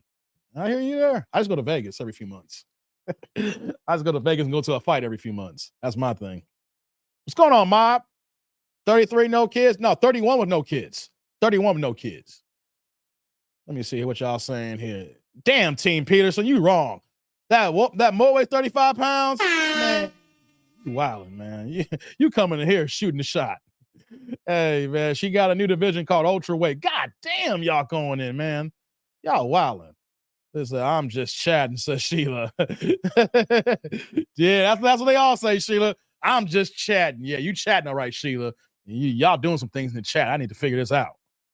Says, I can't gain. I stuck at 185. Be happy, brother. Stay at 185, man. Rome's like, I'm terrible now. That you read it back. Yeah, now you see it, right? It's like, plus I put the emphasis. Like, God damn, Rome. Rome's like, yeah, that was kind of wrong, Dave. It's all good. You 6'1", brother? Yeah, you stay where you at, brother. Dave lost his dad. I did lose my dad bod. I did lose my dad bod, yo. Shoot, during the pandemic clip, and all of a sudden, then I started seeing the abs again. The obliques start kicking in. I was like, okay. We getting back to old Dave again. Yeah, I'm getting healthy again. Yeah, I'm under 2 bills again. Yeah, I'm back to super middleweight. Yeah, no more max light heavyweight, man. The worst day, I'm light heavyweight. And my worst weeks when I can't eat right, I'm light heavyweight. But when I'm really good at, I'm back to super middleweight, baby. Yeah. 20 pounds a year, basically. You got that right, Larry. That's a lot. Hermol. Walmart is hey, come on, Jay. You wildin'. Oh, you 33, my bad. I didn't know. Okay. You 33. Okay. My today won't support her weight day. This is why we can't have nice things. Hey, speaking of bidets, it's getting installed 9 a.m. tomorrow. Yeah. Hey, guys, if y'all come to my house right now, if you come upstairs, I'm in the basement in TD&D Studios. Shout out to everybody checking me out here. If you come into the crib, the first thing you're going to see is 2 brand new toilets sitting right there. They coming at 9 a.m. Oh, God. I don't want to try to say that many pauses here, guys. It's going to be a cleanly life here, guys. Oh, it's going to be extra clean, baby. Oh, my gosh. Shout out to for everybody out there that deals with IBS, itchy booty syndrome. Get you up a day. You ain't got to work, some of y'all guys would just be trying to run too fast and clean yourselves up. And the next year, you got itchy booty syndrome here. Guys, go ahead and invest in a bidet so you don't got to worry about that. Guys, can you imagine how much money you're going to save on toilet paper when you get a bidet? I want you to do yourself a favor right now. You probably can't buy a bidet right now, right? We in the last October. Start keeping track of how much you pay for toilet paper from now to the end of the year. And I can tell you guys, like, you buy yourself a bidet and cut that by 80%. Guys, remember during the pandemic, and then there was a shortage on toilet paper, and everybody was either going out of their mind like, I gotta have toilet paper. And that made me say, I need to get a bidet, because if we're going that bad on toilet paper, just give me some fresh water to clean myself up down there, and I just need the bare minimum 1 or 2 pieces and dab myself off, and I'm good to go. Bidet life, guys. Bidet life. We're the only country that rocks as much toilet paper as we do. Australians, UK, Africa. I know certain parts like, yo, y'all still use toilet paper? Y'all actually use, you dirty Americans. Hey, man, let's get into it, man. Yeah, hey, guys, I'm not lying to you guys. Bidet action will be coming in tomorrow. Ooh, I can't wait. I'm getting old right now. I'm looking forward to having my new toilets in right now. I'm middle-aged right now. It's like, yeah, guys, I got some new toilets coming in right now. Straight up dad life in the house. Okay, let me see here. Team Peterson cracking up here. Everybody talking about you. Dave flexing now. I'm not flexing, Larry. Come on, man. Just having a good time with y'all. She'll gain 100 pounds, or she have a man. It's gonna be more than that. If she gains 60 pounds, Renee, I'm going over, Renee. And you're being nice. I'm going over, Renee. Roy Jones, you must have forgot. You know what I'm saying? Because if she has a kid at that age, she ain't controlling her health now. She ain't controlling her eating habits right now. So if you can gain this kind of weight when you're not pregnant, imagine when you are pregnant, and then the after effects of your pregnant should be 400 pounds. At least 350 should be Lizzo weight when she gets pregnant. Man, it's not a good look. You can't do the bump or the wobble with her. Hey, nah, she'll knock your ass down. Congrats, coach. Thank you. I had to lose 20 pounds. It won't take that much, Clifton. You can do it, brother. Lose that 20. I got your back, brother. Let's see here. Let me scroll down. Days per day got the 3 C's. Hey, come on. Why you trying to Schwarzenegger me? Schwarzenegger, not Schwarzenegger, Stallone me on that one. You know what I'm saying? What in the hell is the 3 seashells? I still know what the 3 seashells are. I don't know how they make that work in that movie, man. Shout out to Wesley Snipes in that movie, man. How do you make that work? Lord have mercy. I still know how it works. It says, I buy the big bag of Sam's. Oh, God. Yeah, the 3 shells, man. The 3 seashells. I still don't know. I was in high school when that movie came out. It's 2023, and I still don't know how them 3 seashells work. Someone help me out. No, I don't gotta worry. I'll be dead before that technology even comes out. Wait till you're my age. No doubt, Larry. No doubt.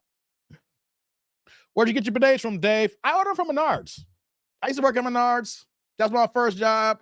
I kept looking at different. I was going everywhere. I even had plumbing companies that come in my house. I had to fix some clogs, and they said they was gonna quote me on some toilets that they had on their own things. You know, and people ain't following up. You know, I had to follow up with a couple of people who just work in my house. I couldn't get them to call back. And then when I finally found them, like the website wasn't working, the website was up. Then when I called them, the phone line wasn't working. I'm like, I can't trust a company when their phone don't work.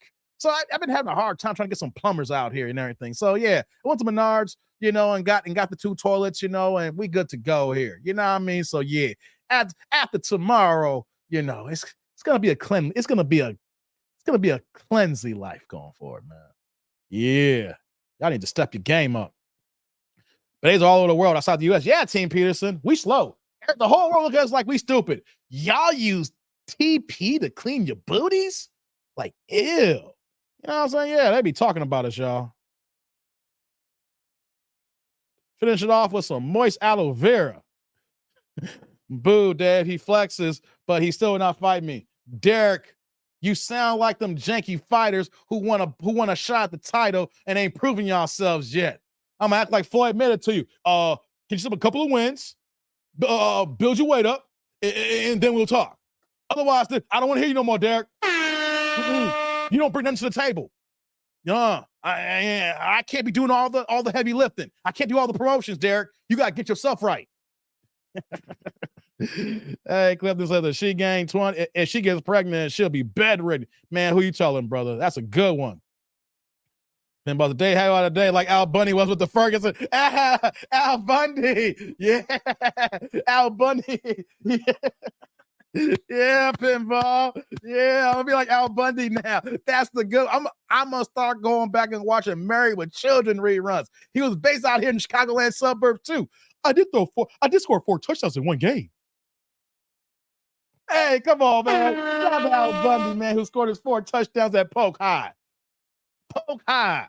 I don't know where Polk High is at around here, but you know what I'm saying. But hey, Rome says, for the seashells, you hold 2 seashells like chopsticks, pull gently and scrape. What's left behind with the third. In theory, it's supposed to be good. Rome, that sounds too goddamn complicated. You act tight for all that. And while I was reading, you know what I said? That sounds goddamn complicated. All right, I'm saying that. All I want to do is when these new toilets get installed, I just got to adjust the nozzle, right? For the stream, for the power, for hot or cold water. You know what I'm saying? I'm not a woman, so I don't need the stream to go up the you know what. I just need to go to the other side. You know what I'm saying? Just go ahead and get that stream going, man. That's too much for me, Rome. Oh, Lord have mercy. Let's get to the next video. Let's get ready for the next video. Guys, press the one in the chat. Let's get to the next video. Press the one in the chat. We can do one more. That whole movie made no damn sense. Demolition Man sucked. Hey, you know my favorite part in the movie was, Clifton? When they woke up Wesley Snipes and he was just speaking Spanish. So every time the guy was talking, and he was like, la de nueve, and then it's like, shut up! And then he just started smiling. I was like, dude, been asleep for 40 years and start speaking Spanish. Hey man, I need that kind of sleep. Like I go to sleep and I wake up and I know languages. I need that kind of deep sleep, man. Shout out to Wesley. It didn't make no sense, but he was funny as hell. You know, I've been a big Wesley fan. I've always been a Wesley Snipes fan. I won the shot at the title too, man. Everybody want a box of Ali. Everybody want a box of Ali. You see Ali behind me? Everybody want a shot. Perfect Square, get your weight up. Get your weight up. I'm telling you, I'm gonna tell you like I told Derek. If I land 5 body shots, it's over. If we make it to 5, you ain't gonna get to 6. I'm giving you my game plan. I ain't gonna tell you where I'm gonna land them and when I'm gonna land them. You give me 5 body shots, and that's it. If I'm throwing 6, that means that the ref has already raved it off here and said, Dave, you're gonna get disqualified on points. Disqualified for, you know what I'm saying. Hey, man, get your weight up. This belt's all mine, like Mr. T. It's all mine. Sheila says, so in this chat, White's Wisconsin. What happened, Sheila? What happened, Sheila? We gotta get ready for this next video. Polk High legend. He's a Polk High legend. Hell yeah. Let me see here. Y'all.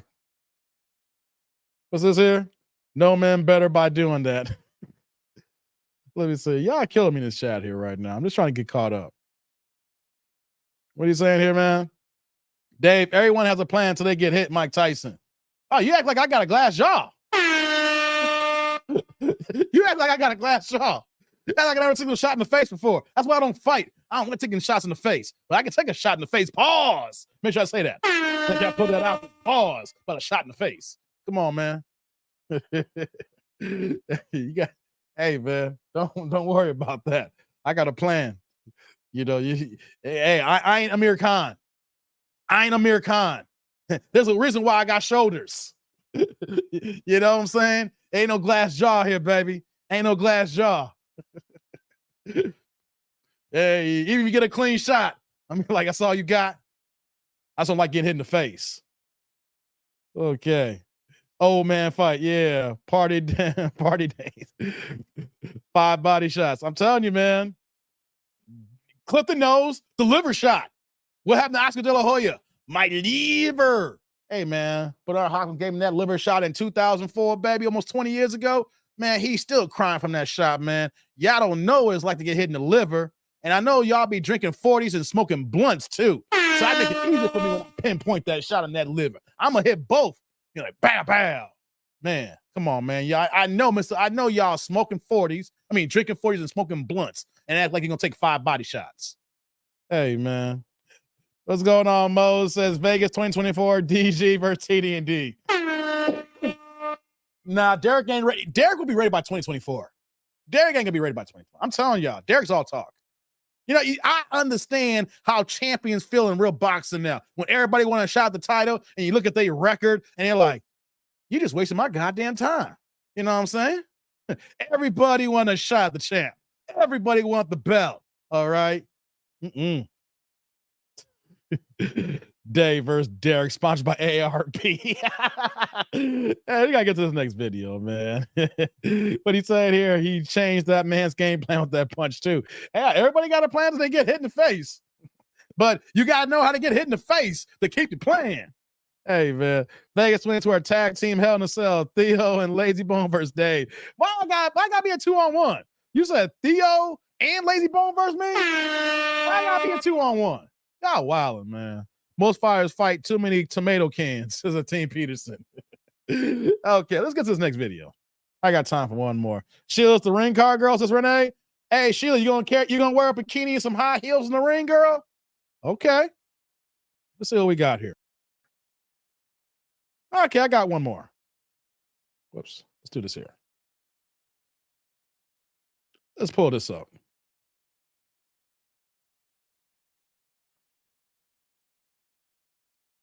There we go. Wait, why is Rome's? Wait, what's that? Get him, perfect square. Hold on.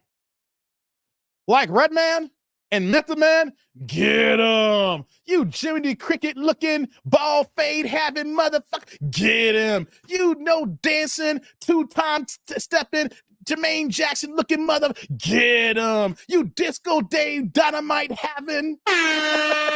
Is that you trying to do? Perfect. You trying to do a Method Man and Red Man skit? Get him. You Angela Davis, no afro having. Get him. Stop it. It's perfect square. Man, you wild on that one, man. Derek's drunk. Makes sense. Makes sense. Man, you gonna start. I don't want to rehash how high I think about that Red Man having. It made no sense how he's cracking them jokes. You Disco Dave Dynamite having, like, for real? Hey, you Jiminy Cricket looking no suit having. Hey, what? Shout out to Red Man. Let's get to this next video. Get to this next video. Y'all ready? Let's go. Hello? She's Hi, Oh, you smoking? What you smoking on, girl? smoking on cook. a black.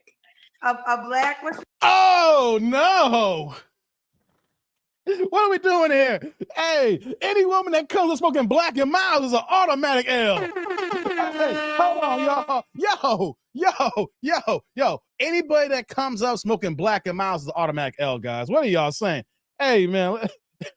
Hey, man. Hey, How High 2 sucks. Yeah, I know. That should never been a movie. That was horrible. Hey, come on, man. what's your name? Jasmine, Jasmine, where you calling us from? Kentucky. Kendra, I have been. Kentucky is getting the L. This is like the second time I did a Kentucky. Kentucky's not heavy in these parts here. Lord have mercy. Yo, we gonna hear what Kentucky L is, y'all. Outside of my dad, who's born, and my family born and raised in Kentucky, you know, like my dad's side of the family, who in the chat's from Kentucky? Bluegrass. Taking the L. And look, I'm so shy. I've never done nothing like this. So just bear with me, but I'm ready. Okay. How old are you, Jasmine? How old are you? 27. 27. 27, Kentucky. What you do for a living, boo? I'm a CNA. CNA. You have Come on, girl. You did the bare minimum. Get your ass up and get that LPN. I hear any woman knocking on 30 and you just a CNN, you better just have started like about 6 months ago. You just finished. I'm telling you, you a CNA, don't stop. Get the LPN or RN, whatever you got to do. Don't stop at CNA. Don't do that to yourself. Oh, boy. you have any children? 3. 3. How old are your kids? I have a 7-year-old, a 5-year-old, and an almost 3-year-old. God damn. Are they all by the same man? No, How many men? 3. Why you not with the 3-year-old dad? God damn. 5, 7, and almost 3. 3 kids by 3 different men. And then you come on the live stream smoking a Black and Mild. Oh my guys, she is coming off, and you can see you can tell that she has pretty features. But this is what I'm talking about when you see a woman and you see that she has pretty features, but that don't mean nothing. Cute, pretty, beautiful, gorgeous. There's a level to it. She can have, average and cute and pretty, then attractive, gorgeous, whatever. How you go up the whole ladder, right? That is a dime a dozen. You find all these women here who look so good here. And then when you start just getting to the details, you're like, that's all you got is your looks. And then when they get to a certain age, guys, their looks fade. This is why we got to look at what they bring to the table. When we say bring to the table, how they are as a person, not just financial wise or business wise, how they are as a person. 3 kids by 3 different men at 27 years old means that you are not making good choices. Every time you get with a man and you let him in and hit the skins, you let him raw diggity dog into you. You're not even having a full relationship. 7, 5, and 3, 2 years apart. You got to be pregnant for 1 year. Make it make sense. The 3-month-old? Oh, the baby's 3 months? I think Wait, you said 3 years 3 old. months. No, 3 months.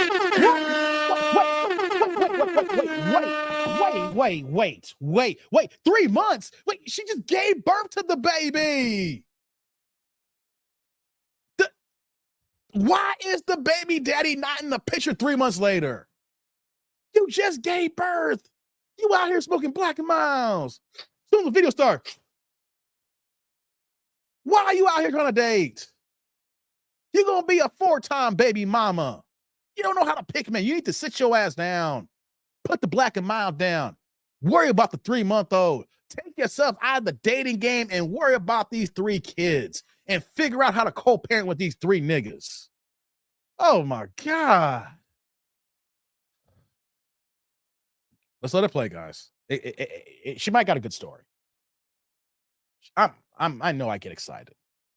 I know, guy. You say, damn, Dave's at it again. He needs to calm down. Maybe she got a better story if I let it play, guys. Let's continue. Oof.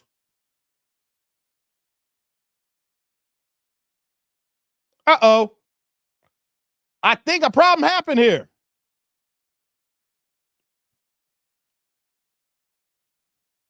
One second, guys.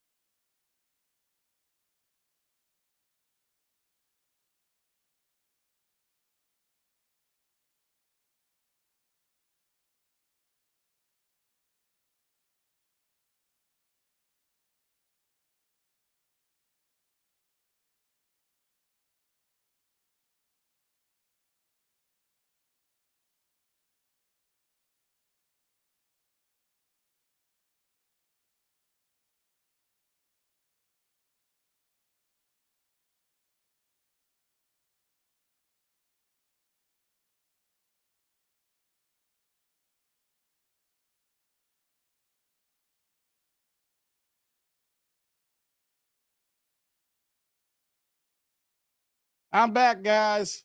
Press the 1 in the chat if y'all can hear me. Press the 1 in the chat if y'all can hear me. I'm back, guys. Something happened with StreamYard here. I am back. Something happened with StreamYard. StreamYard popped the message up. I said, hey, let's not play around. Let's just close this down and start it back up again. Not the stream, but we have to restart a few things here. So I'm back. Okay, we got the ones here. Man, struggle streaming. On hour 2, going on hour 3. That's what happens, though. We're on hour 3. Feds pulled up on Dave like DJ Envy. Hey, if the feds are watching, nah, the feds ain't watching, man. Hey, Rod, I am the feds. What if I told you that? Hey, Rod, what if I told you? I kind of work for the Fed. what if I told you that, Rod? CGI. I'm not CGI. It's the real thing, Derek. It's not CGI. I'm really here. Let's get back to the video now, guys. Let me pull it back up here again. Give me 1 second. Tell him I'm your lawyer. Yeah. Oh, yeah. I got my own legal counsel now. Shout out to my man, Rome. Yeah. Oh, let me get this here. Whoops. Let's do this here. There we go. All right. Yeah, I forgot. I got representation by Rome here. Hey, Rome, I know your law degree is in Georgia. How does that work in the Chi? Do you get to bar up here and then you can represent me? Hey, man, I got to put you on retainer. Rome. I bet that girl has burn marks on the cloth seats of a Nissan Altima. God damn, Rod. Look at Rod. God damn you, Rod. Let's get back to the video now. I apologize for StreamYard here, guys. Let's get back to the video. Rod be low key on. Rod is straight low key on his disses. He if you ain't aware, you be like, yo, did he just insult me? And Rod just be sitting there like, yeah, that's what for you to figure out. You know what I'm saying? Rod ain't right at times, man. Rod ain't right. You got to see Rod come off all cool and everything. And then next thing you know, he'll just go ahead and send you a shot and not even over the bow. It's right there. It's like, did he just, and Rod be like, figure it out. I didn't say nothing.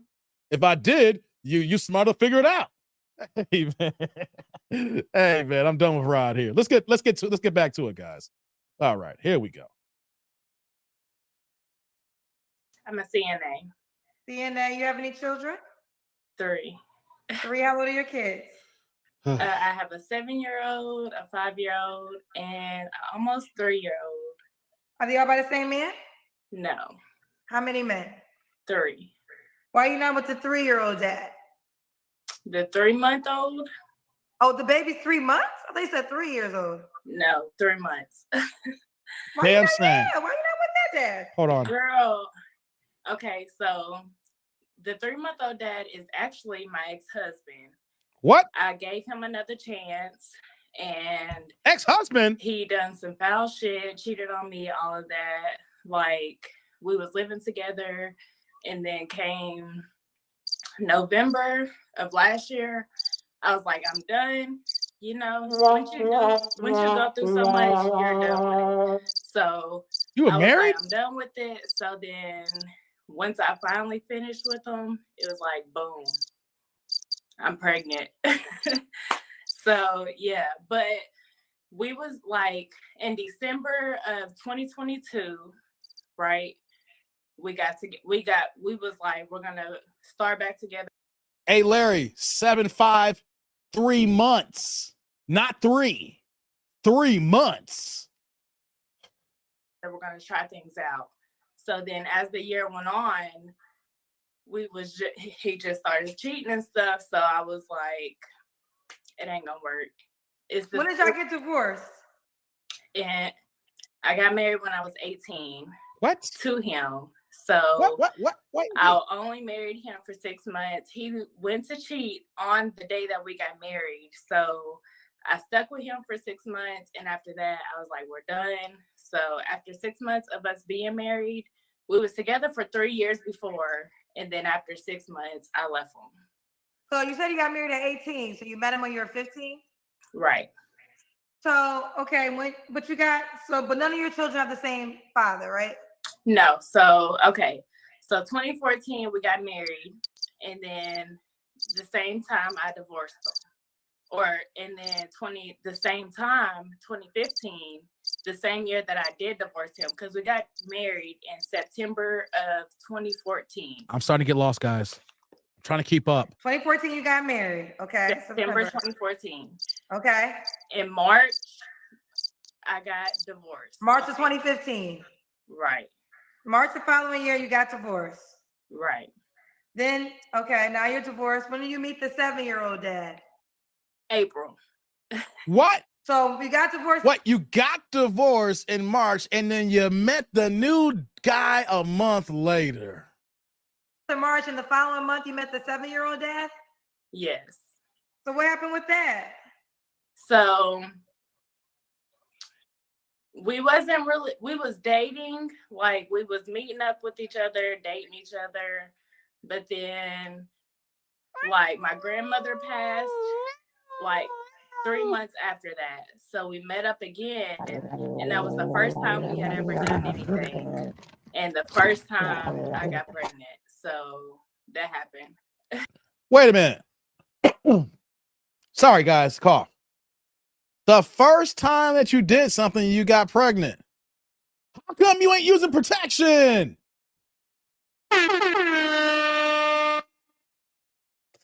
Okay. And we used protection, the condom broke, and it happened. What? The condom broke and it happened. Are you not on any birth control, or were you just relying on the condom? I'm just kind of curious here.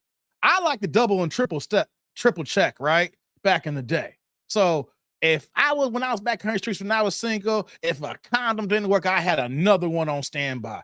I would always I had a box on standby. I would just come with one shooter, because you know what happens? That when you open up and something could be wrong with that one shooter, right? Like, what are we doing here? What are we doing here? The condom broke and no, it didn't happen. If the condom broke, you stop, you let the man get up, He takes that old condom off that's broken or whatever the hell that happened. You dump it out. You get another one. You strap it on. You make sure you see him put the other condom on. Like, okay, it's on, it's on. Then you get back to doing the dirty. Like, how hard is that? I don't know how many times I had a condom mishap and I've done that and never had a problem.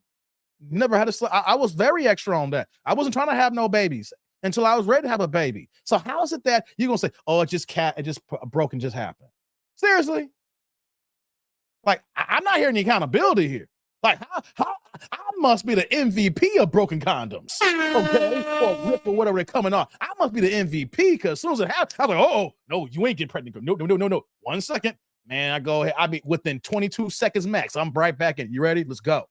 Like, come on. Okay. So between the 2 months, like in March, hey, what's going and April, on, yo?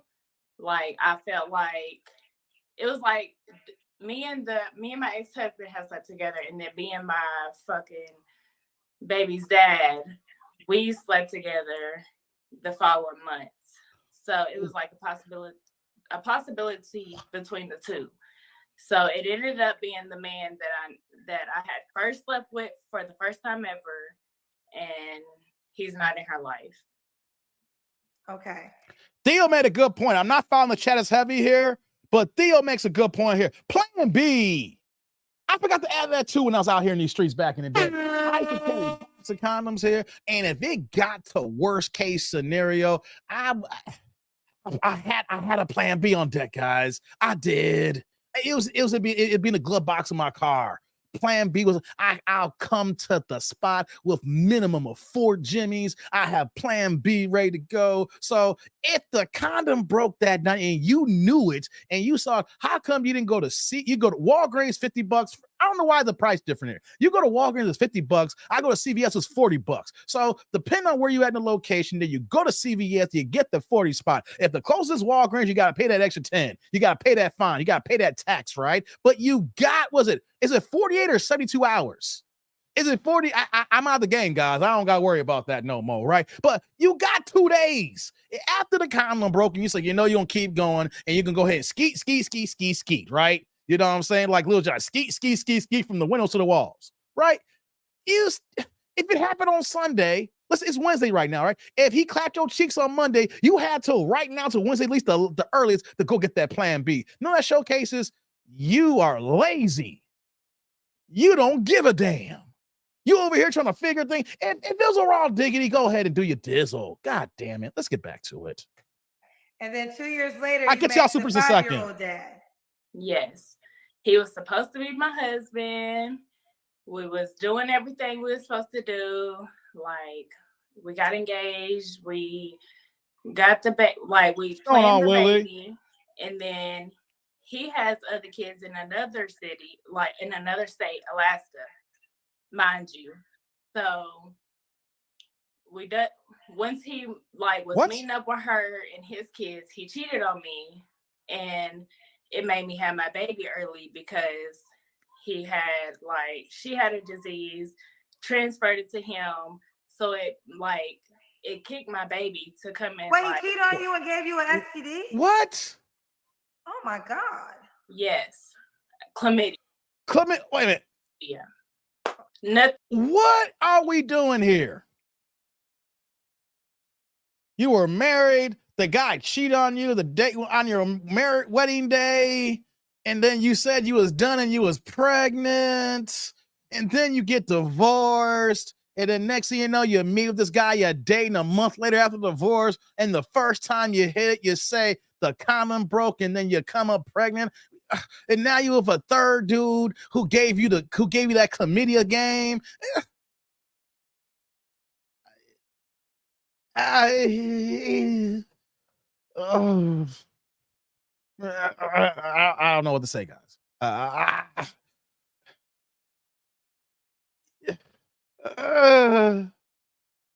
Okay, let's continue. I'm kind of out of words right now. I'm hearing a lot.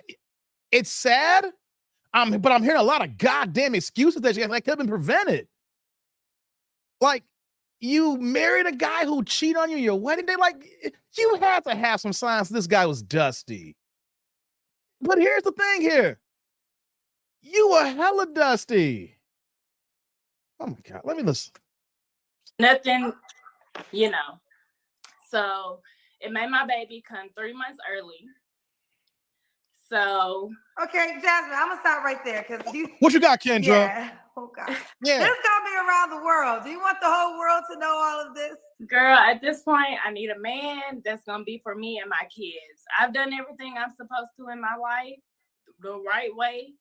So yeah, I don't mind. I mean, it's the truth. Damn, Rome. Now, Jasmine, before we proceed, what would you say to the man that is concerned?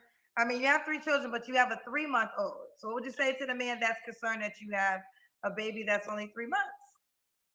The man that's concerned is not going to be concerned because I'm not concerned. Only because we have a history, right?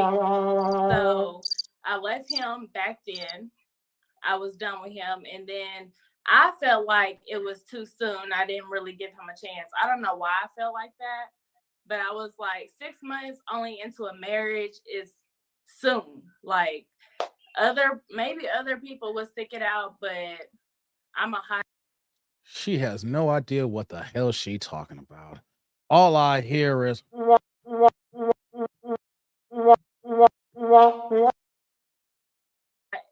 not really a hothead, but I don't. You're not a shit. hothead. Like I don't take bullshit at all. So I was you a just like, hothead.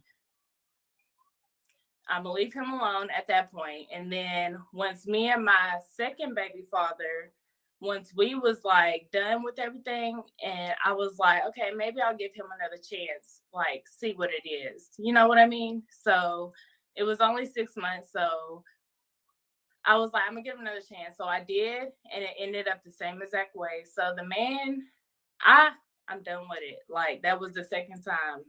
That's it.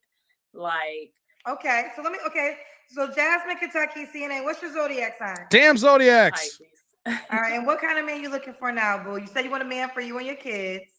A man for me and my kids, and just a man. Guys, she's asking for stepdaddy season. Protective, like not a cheater, not an abuser. That like cheating and abusing has been within every one of my relationships. I don't know why, but I'm done with that. I look at every red flag. And you don't look at every red flag because you dusty. You don't know why. You don't know why. Guys, y'all hear this? And I give up real easy now. So it's like, if you give the slightest, like, because I'm asking all questions now. Like, did you ever eat? How was you whenever your emotions were, whenever you and your girl got into it last time? Like, how did you feel? And if it was like a hothead moment, it's over for me. So it's like, I'm looking at everything. So a man that is not abusive, not a cheater, and then just a man for me, honestly. Okay. What are your deal breakers? Deal breakers is what every woman says, cheating, abusive. My pet peeve is a mock. If you mock anything, I don't deal with that. She got a short fuse, guys. She knows how she's been dancing around this here.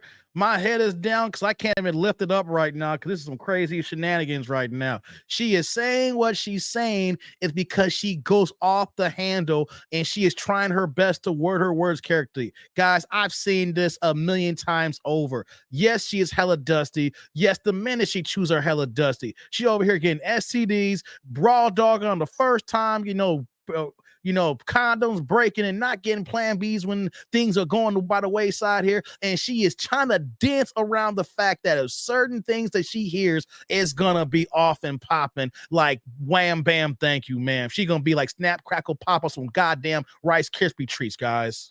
Like, say I'm talking and you're like, if I say, oh, she did that, and you're like, oh, she did that, like, I don't like that. So y'all hear this bullshit?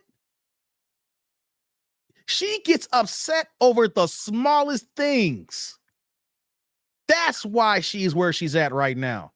And what do you mean by that, Dave? Why that she has no assessment of her surroundings. And then because of her emotional ways, she gets mad when things, even the small things that she doesn't like. Guys, I'm letting this play here because I have actually seen, I have not dated these kind of women in a long time, like in my 20s, but these women still exist here. And you guys get to see this here because a lot of y'all young bucks will fall prey to a cute face like this here, not knowing that she is a goddamn piece of work. And you know what though? The people who are worse in the situation here is the goddamn kids. The kids didn't ask to be here. All they know is that they're gonna know that their mom is dusty and all three of these daddies are dusty. And she's over here being one big old dust storm. So it's a done deal. I don't know. Okay, nobody mocking you. I'm impatient, so. Would you date a guy with kids? Absolutely, yes. Do you want more kids? I don't got my tubes tied, but if I get married to the right man, like it's gonna have to. I'm not gonna have no more kids unless we're married and the marriage is absolutely secure. This makes no goddamn sense again. You let 3 men give you kids before marriage. Well, the first one, but you had a bad case of judgment with your husband here, right? Then you're going to go ahead and get pregnant 2 more times. And then you're going to have the audacity to say that it's got to be a secure marriage. Well, if you got to get married and you don't even know it's secure yet, that hints alone says that you got a bad sense of judgment here. Like, it should be secure before you even think about going down the aisle and saying I do here. I can't even lift my head up because this is goddamn disgusting here when I'm saying, like, it's sad because we're hearing the low vibration of the mentality that women are moving here today. And this is something else here when you're hearing the way she's talking here. And she's only 27, guys. Okay. And all right, does he have to look a certain way? I've never dated outside my race. So I'm Black and Caucasian, but I've never dated Caucasian. I've only dated Black men. I'm 5'8", so I would rather somebody like 6 foot or taller. You ain't getting no 6 foot man, you Tatiana. I take that back. If he's dusty, he will get up with you. Dusty 6-footers are out here, guys. Hobosexuals. Other than that, I've even dated ugly men. Like, if they got a good heart. And even the men that was ugly, I don't know what my problem is. Like, they was ugly and I still let them treat me like the way I'm not supposed to be treated. So I'm older now, I'm wiser, but I'm not gonna date an ugly man. You're older and wiser, but you got a 3-month-old. Your stitches just got dissolved and healed, and you out here looking for the next guy to raw dog or have a condom break here so your ass can be back to baby mama number 4. Your history is not proving your words here. If we can't go in public and like be like somebody, like a turn of an eye to somebody, then I don't think we'll work. Okay. What about money? Does he have to make a certain amount of money? Oh Lord. No. You don't care about that? Okay. Let's do the Kendra Cam, Jasmine. Let's see what she's working with, guys. Let's see the body. Okay. Yo, y'all see the belly down there? This is, oof. Life is hard, guys. Ladies, when you live the lifestyle that she said here, when I say lifestyle, making the choices on dusty men, you, in a sense, become dusty, in a sense, guilty by association. And then when you have kids by dusty men, you are forever in the pig pen here. And so I see a little belly. And at 27, that's not the good belly. All right. We see you, boo. And she ain't got no booty. Ooh, that's a flat one, guys. So, do you want the guy to be in Kentucky? No. I've traveled like 3 different states in the last 4 years. No, I don't mind. Wherever Okay. you are. When was your last relationship? Situationship last year, but Situationship. Not a relationship. Situationship. The 3 baby daddies. Situationships. She don't be in real relationships. relationship in 2018. 2018. Okay. Been 5 years. I don't have to answer, but I'm gonna ask. When's the last time you was intimate with someone? Oh Lord. Before the baby. So whenever I really got pregnant, honestly. Okay. And why? What are 3 flaws you have to work on, Jasmine? I'm impatient. I don't take God. bullshit at all. Like, I guess that goes with impatient. I'm always working on myself. So look at me right. How are you working on yourself, Sway? How, Sway? How, Sway? When did you start working on yourself? When did it start? You're still in the pig pen right now. How, Sway? now. It don't look like it, but you're damn right it don't look like it. How, Sway? I try to. My weight is always a factor within myself. Like, I've been bigger and I've been smaller, and now I'm like in the middle, so I don't know where I want to be. So you've been bigger, you've been smaller, now you don't know where you need to be. Let me tell you what men are saying. Get smaller. Get your ass smaller, all right? Lose that weight, get healthy. Ladies, if you think you need to gain weight, talk to a man first, and don't talk to a gay man, and don't talk to your best friend. Talk to a guy who says, yo, I need an honest opinion, and he ain't gonna sugarcoat it to coat your feelings.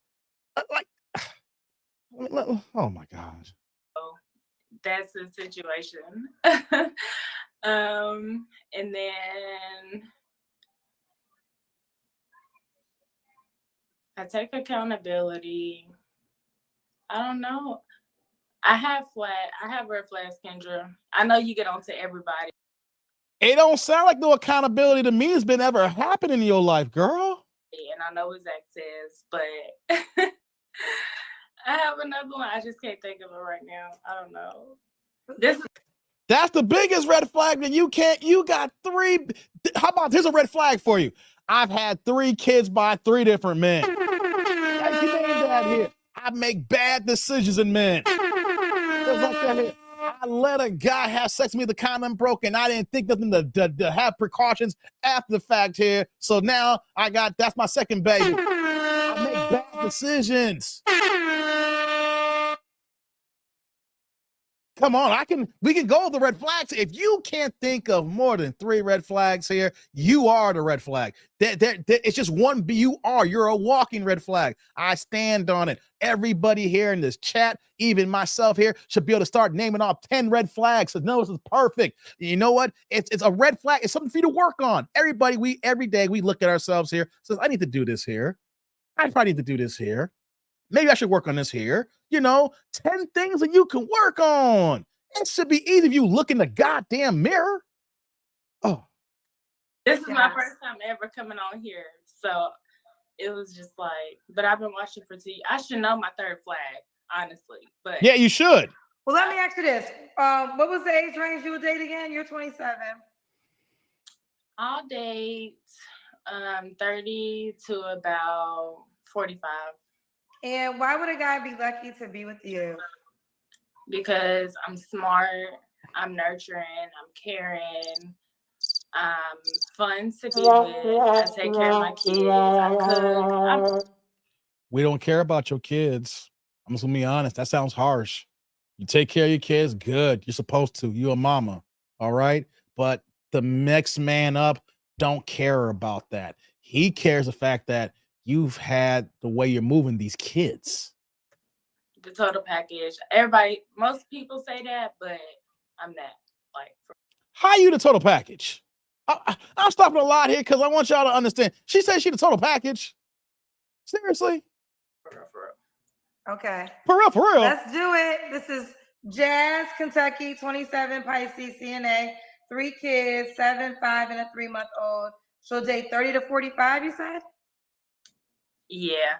I've never dated up to 45 because that's like my dad's age, but I dated somebody that was like 40 and he was fine as fuck and he had himself together and he could have been something, but he like was at a too far of a distance, like, so it didn't work out. But yeah, I'll say 40, about 43. 43. Okay, that's still okay. You're 27. All right, boo. How can the guy reach out to you? Jazz Deshay is my Facebook, and then that's the same for my Instagram, except for it's one E at the end of Deshay on my Instagram. Okay, one E. All right.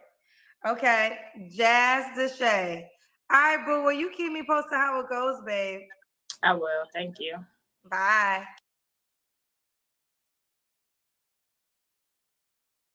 All right. Likes up in the building. I get to y'all supers, guys. I ain't forget about y'all. I wanted to let the video play, and then we get to the supers at the end here. Excuse me. So let me get to these comments here and the supers so we can discuss that here. Likes up in the building, guys. I appreciate all y'all here. I'm gonna get some of y'all comments, do a quick discussion here. So let's see here. The first one comes from my man Theo, the Do Better podcast, coming in with the $10 holla. Turn the chat yellow. He's saying, up on the late shift. Likes up, people. Yeah, man. I didn't want to miss a day. Hey, brother. Salud. Thank you for the holla. I appreciate you, Theo. Thank you. My man Theo is doing big things. He's killing it here. Y'all know who he is. So shout out to Theo, man. Appreciate you for the love, brother. Yeah, I didn't want to miss a day, man.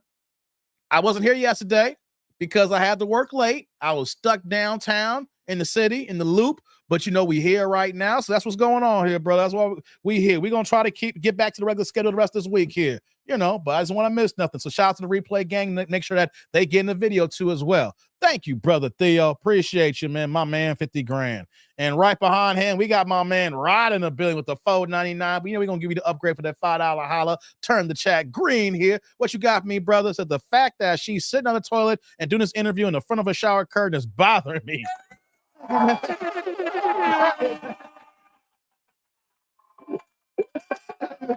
Hey, salute. Thank you for the holla. I appreciate you, Rod. Thank you. I was reading it, and then by the time I got done reading it, it just settled in. It's like, wait. Yeah, she was doing that. I understand using the bathroom light, but the sitting down, the whole thing, yeah, I hope she didn't silently was using it. That'd be kind of awkward. Like, okay, you know how to do several things at once, but you couldn't figure out the main things here. Hey, man. Appreciate you, brother. Appreciate you coming in with that holla, man. Hey, that does concern me too now. Now you brought it up. Shout out to my man MOP in the building with the $2 holla. Turn the chat blue here with the plates getting passed around here. Once again, guys, I love it when you turn the chat colors. Is she an Autobot? Better roll out.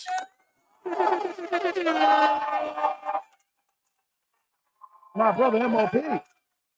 Salud. Thank you for the holla. I appreciate you, man. Thank you. We gotta bring the Autobots in the game here. Roll out. Hey, man, I appreciate y'all the super chats here and the super thanks, man. Thank you, guys. I'm just a humble YouTuber, so every dollar goes to what needs to happen because we're gonna make some changes by the end of the year, guys. Some minor changes, but it's going to be some big changes. I got some plans. The timing's just a little bit off, but I love the holidays so I can get caught up here. So there's going to be some changes coming up here, guys. Don't worry. It's going to be for the better. All right. I'm waiting for one more, another push here, and then you're going to notice it. So appreciate you, man. Thank you, MOP. What's going on, Lou? Lou in the bill said Dwight Howard can have her. God fucking damn, Lou. This video's already not being demonetized. I've cursed enough in this video, all right? Lou, Dwight Howard.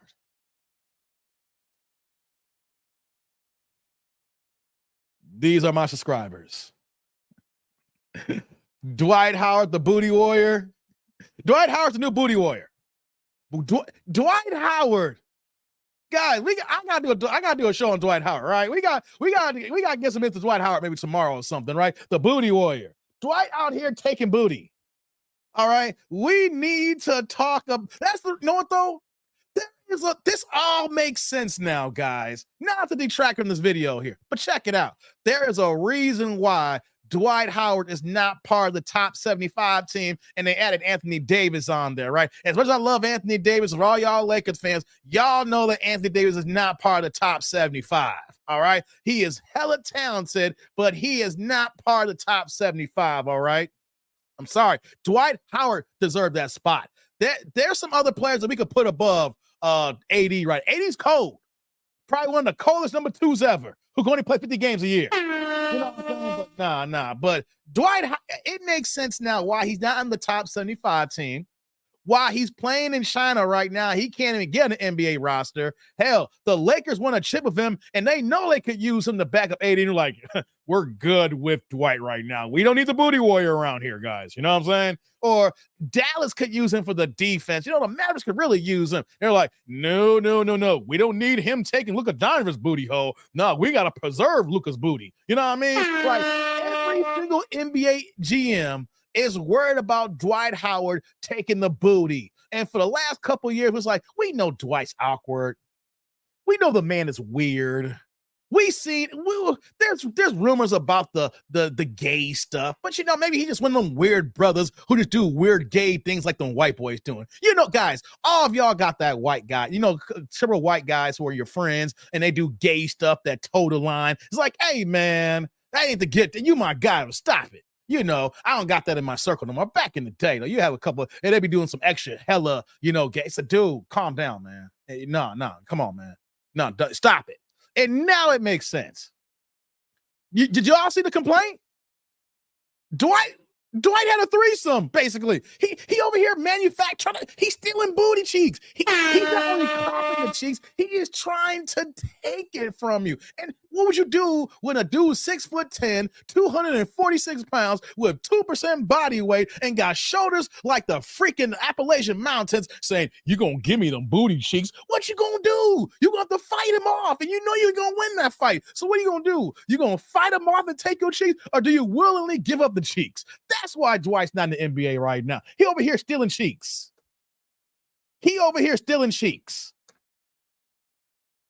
Damn it, Dwight. Damn you, Lou. Let me see what else in here, man.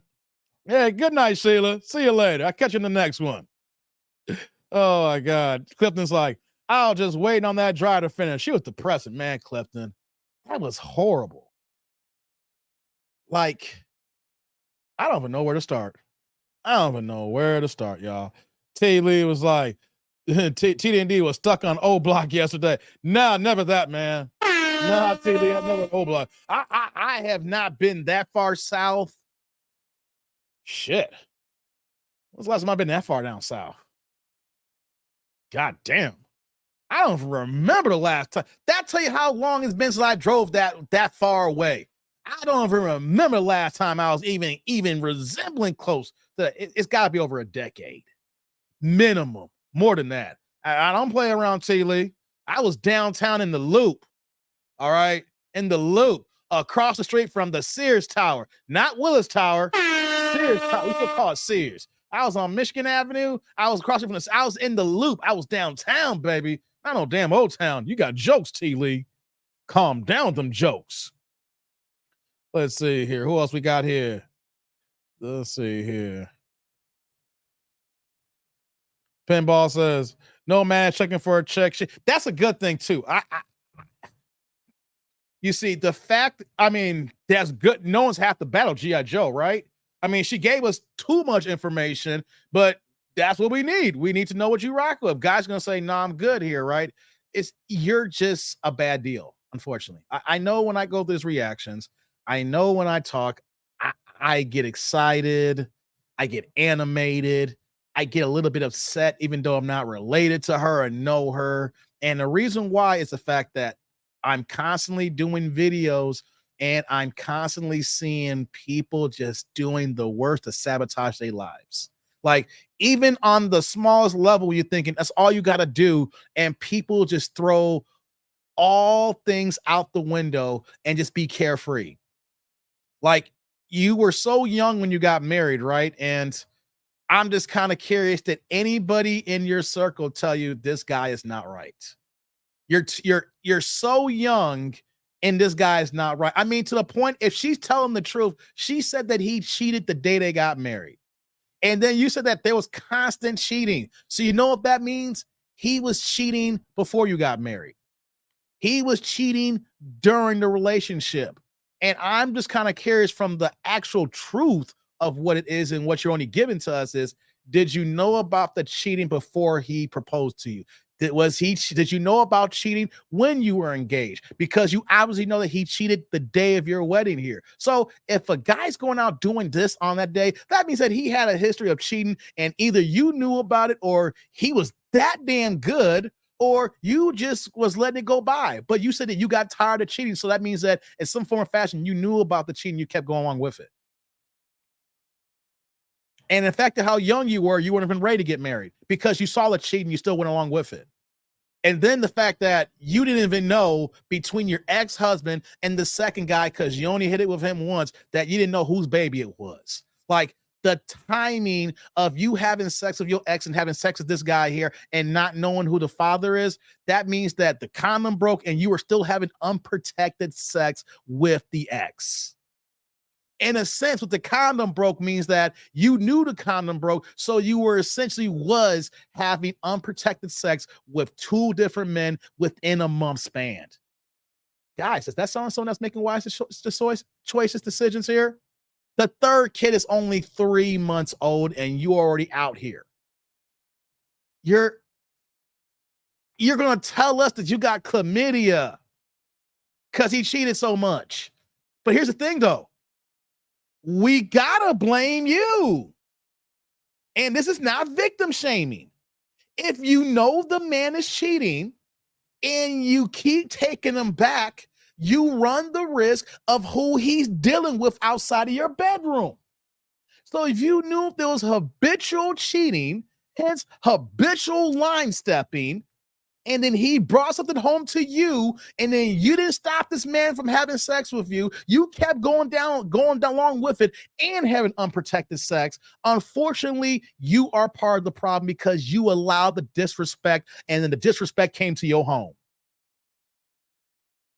It's one thing if a guy cheats one time, he feels guilty, he tells you about it, man, you know, we've been having some problems, he comes back to it, or you catch him in the act, but things like that. But you said repeatedly, but the thing that I'm keen on is the fact that he cheated the day you got married.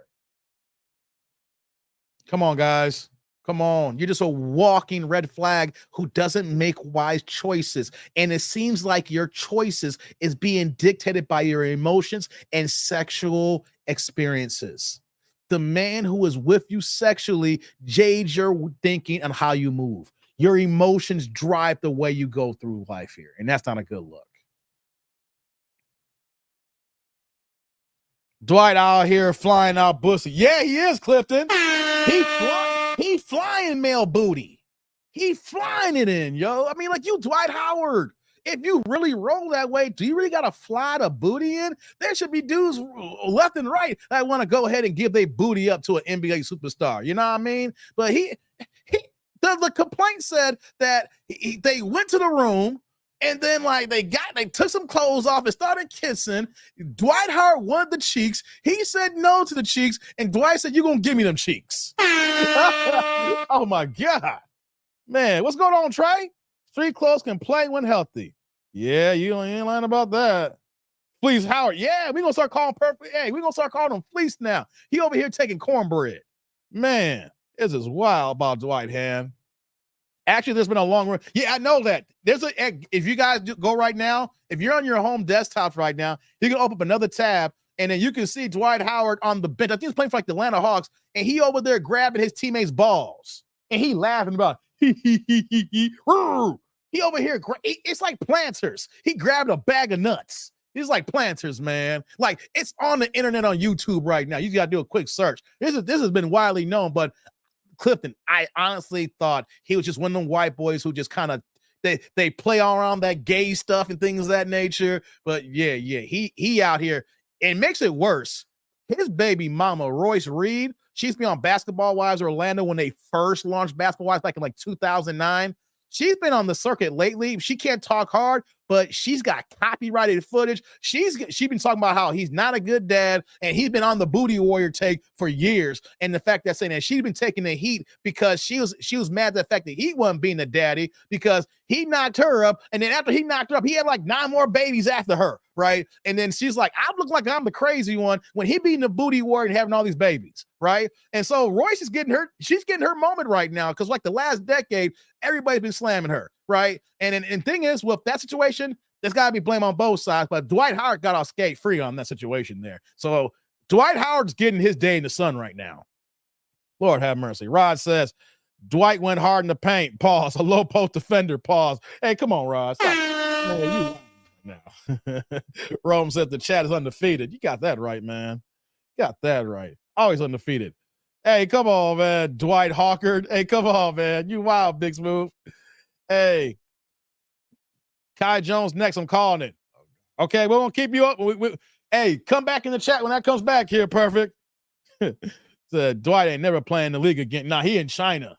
He gonna stay in China. And you think that the commissioner, what's his name? The old career David Stern. What's his name? Bald. I can't think of the commissioner's name right now. I can't believe Adam Silverman. Right? You think Albert Silverman, his bald ass head is looking around, was like, oh, he's telling all the NBAs, I am telling you right now, you cannot have Dwight Howard on your team. We, the NBA and the League of Governors, and this thriving league, we cannot condone players who is taking male booty. Could you imagine Adam saying some stuff like that? I listened to all the players, all the complaints, the governors. Dwight Howard is a great player. We know his stats, and he's going to be a Hall of Famer one day. But the NBA just can't have booty warriors. We have an image. The league just cannot have booty warriors. Could you imagine someone saying some stuff like that? Hey, I'll be here all for it on ESPN. I'll be sitting here like, damn, Stephen A. Give the next hard question. Hey, come on, man. Okay. Let me see here. Let's see here. You say, what you got here? Dwight said he didn't cause any physical damage. You believe Dwight Howard? Hey, Clifton, do you really believe Dwight Howard? Come on, man. Hey, how about this, Clifton? I got one for you, Clifton. I got a good one for you. How about since Ja Morant, where's Ja? I didn't quite on Ja Morant, Clifton. How about this here? I got one for you, brother. How about the Memphis Grizzlies signed Dwight Howard? Could you imagine how that would go on? You got Mr. Bang Bang Clap Clap Shoot 'em up, hey, and Mr. Booty Warrior on the same damn team. Hey, I will go on League Pass right now and order the whole damn season just for the Memphis Grizzlies. Where's Ja? Where's the Booty Warrior? Dwight and Ja. That'd be a good little mini series. Dwight and Ja. Where's Dwight? Where's Ja? Hey, man. Hey, Zig says Memphis could lose him for at least a year. Steven Adams out for the year. They're armed in the Memphis locker room, so no cheeks will be. I don't know, Zig. I don't know. They could be armed all you want. You're gonna have to hit. Do you know anybody in the NBA now? Dwight Howard got drafted in 2004 out of high school. Even now in 2023, 19 years later, how many folks you think that can beat Dwight Howard in a fight? We may be joking about him being a booty warrior, but you want to know something? He took the cheeks for a reason. Why? Because he can take your cheeks. Who's going to fight Dwight Howard and win? Y'all forgetting. He got the advantage. He gonna take it with a smile on his face. That's the worst thing too. Could you imagine someone taking something from you with a smile on their face? I'm gonna take your booty. I'm gonna take your booty. No, I don't want my booty taken. I'm gonna take your booty. I'm gonna take. No, I don't want my booty taken. Hey man, he's smiling too. He's like, yeah. Hey, come on, man. Stop playing with me, man. Hey, Dave. I heard he likes Lady Boy. That's what we talking about, man. That's what we talking about. Hey, man. Memphis could use Dwight at least 1 year. Yeah, I know, but what's going to happen? Let's see here. I'm scrolling down here. Not safe for work. Dwight lives in Atlanta. Trust me. He ain't got to fly a dude. And I know. But you know what, though? We should have known better, right? He came from a heavy religious family, the son of a preacher man. Daddy was a pastor. Do y'all think about this? Is one thing I never forgot. Go ahead and Google the 2004 draft and how religious and spiritual Dwight Howard was and how he was going to make the right decision. He came from a good family background. Daddy's a preacher in Atlanta and was in the church every day. And it makes sense. All them preacher boys in the church every day turn into lady boys, man. Oh, guys, do yourself a favor and check that out, man. Double dribble pause. Hey, man. Apex Booty Warrior facts. Hold on here. Let's get caught up on this chat here. Future lawsuit. You got that right, man. He said Dwight Howard just signed an endorsement deal with Ben Gay. God damn it, Clifton. There you go, starting up again. That Ben Gay. Trey's like, Dave, you're killing it with the voices. I'm just saying. Could you imagine Albert Silverman? Like, you close your eyes and you picture Albert Silverman saying this here, talking to Stephen A. I talked to the League of Governors, and we were just adamant. We cannot have this type of behavior in the NBA. We cannot have all-stars and future Hall of Famers taking future players' booties. I understand it's a big concern, Stephen A. We just cannot have Hall of Famers taking rookies' booties. And that is why Dwight is not in the league right now. Hey, come on, man. Adam, yo, yo, to see this stuff, like, yo, the NBA is dope now. As the world turns. General Hospital. Hey, all my kids, my bad, all my children. Hey, yo, what is this at? Fuck the games. I want to see the post conference here. Hey, man.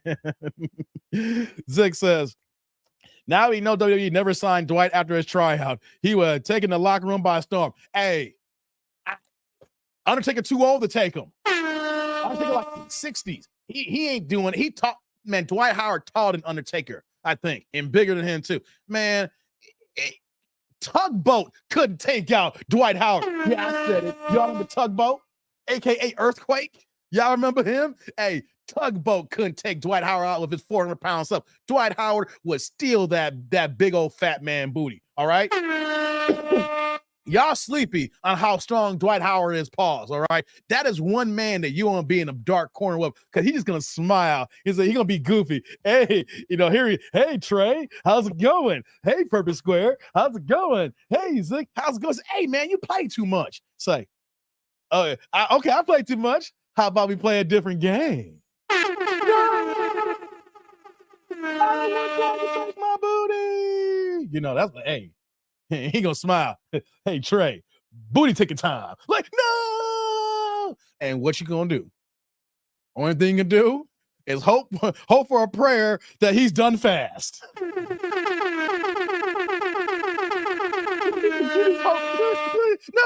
please be 2 minutes. Please be 2 minutes. Hey, I need to stop, man. Dwight Howard gonna find my live stream one day and be like, I'm gonna take his cookies. And I'm like, no, Dwight, stay away. I'm locking the doors. Oh my God. What's going on, Thomas? So he'll be like, Tom from the Boondocks. Right. The Attack of the Boys. I don't want to be anally raped. My booty belongs to me. In the corner of fetal position. My booty belongs to me. Hey, come on, man. Stop playing with me with Dwight Howard, man. I ain't taking that risk. I ain't taking that L. Hey, man. He said, what? It's really heavy over in Midtown, Piedmont Park area. For real, Trey? Hey, man. Hey, that's your boy. Zick says, what? The Golden State Warriors name would have been, had a new meme. They were close too, right? They were so close. They could have used that Dwight Howard work. And I bet you, was that Jacob Lakeup? What's his name? Lakeup is the owner or the GM. They were like, they had sat down as like, look, that's San Francisco. We're the Warriors. Can't sign him. So they probably said, look, we know he's a Warrior. Not a Golden State Warrior. We know he's a Warrior. We're in San Fran. Can't we just give him a few guys every week and we can keep him happy? And they're like, no, Draymond's gonna kick him in the balls in practice every single day. We cannot have him here with Draymond kick him in the balls every week because Draymond's gonna find out. And it's like, stop with your booty warrior stuff. We cannot have the locker room. You saw it happen last year with Jordan Poole. Draymond just sucker punched him. He gonna sucker kick him. That happened. They got a discussion, and Steph was like, hey, Draymond, man, we could use Dwight. Can you promise us that you won't kick him in the dick? And Dwight's like, I can't. Is he still a booty warrior? I will kick him in the balls. I'll kick LeBron in the balls, even though I'm signed to the agency company. I'll kick anybody in the balls. And it was like, all right, guys, we can't do it. Damn it, we can't do it. And Dwight's over there in China's like, what's going on? Hey, man. Clifton said, Dennis Rodman, hold my bitch, hold my bitch. Nah, know what though? Hey, Clifton, have you seen Dennis lately? He too drunk to be fighting. Like, you know, he's a big guy, you know, and he gets drunk. When Dennis gets drunk, he gets so emotional. He's not a fighting person. He be crying. Like, he's been like 2 or 3 reality shows in like the last year and a half, right? And all he does is like, you don't see him drink, but when you see the next scene, he's always drunk.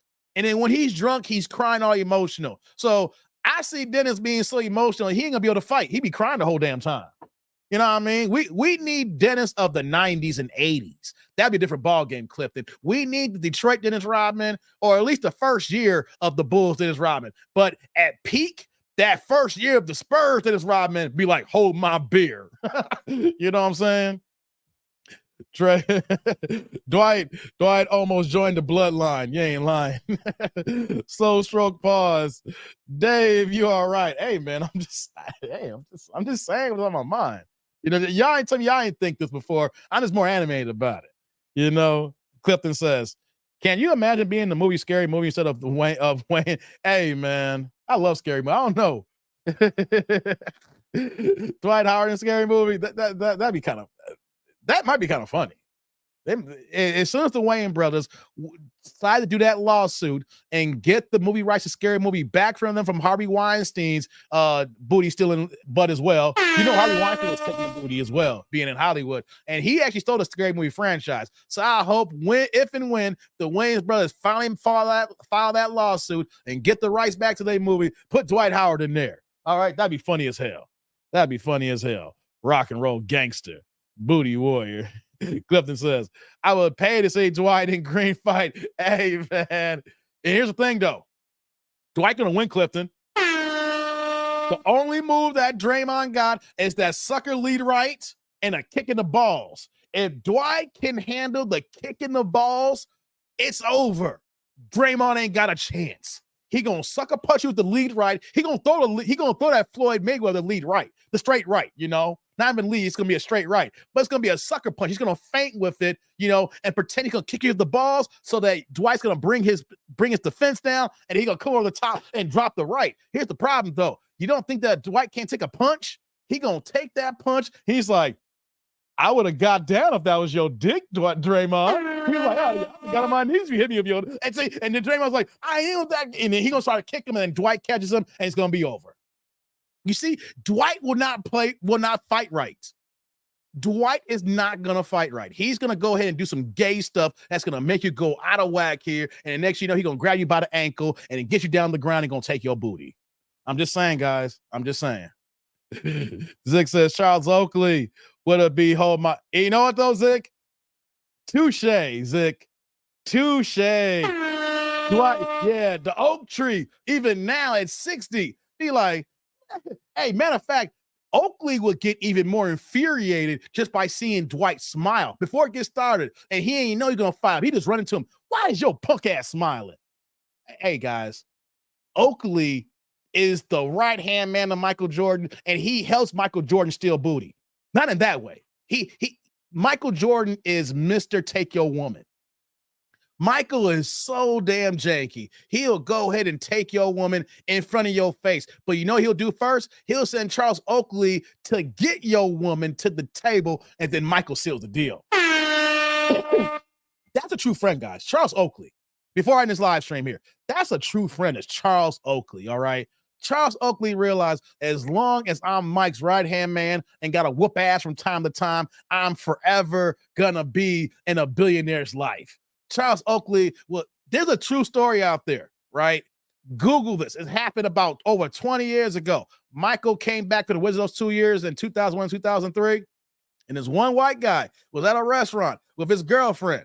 And I'm just giving you the paraphrase, short version of the story here. And he was there, and he was with his girlfriend there. And then Mike came in with Charles Oakley and a whole bunch of cats. It took up the whole area, right? Then all of a sudden, then he's like, he's like, oh man, Michael Jordan's here. Look at this here. Oakley showed up to the table. He was like, Mike wants you to come to the table and say what's up. And the guy's like, great. No, bro. Not you. Her. He was like, what? And you know how Oakley is, how big he is, right? Oakley's like, nah, bruh. Too many guys at the table. We want her. You got to sit here and sit back. So the dude had to sit back, was all geeked at first. Then his girl went to the table with Michael Jordan, and then she left with them, and then she came back home like 5 hours later. If you guys are wondering, that couple is no longer together. I gave y'all the short version. True story. Look it up and Google that. Mike took my wife in Washington. Clifton says, Dwight would hurt the scary clown under the bed in Scary Movie. Hey, man, right.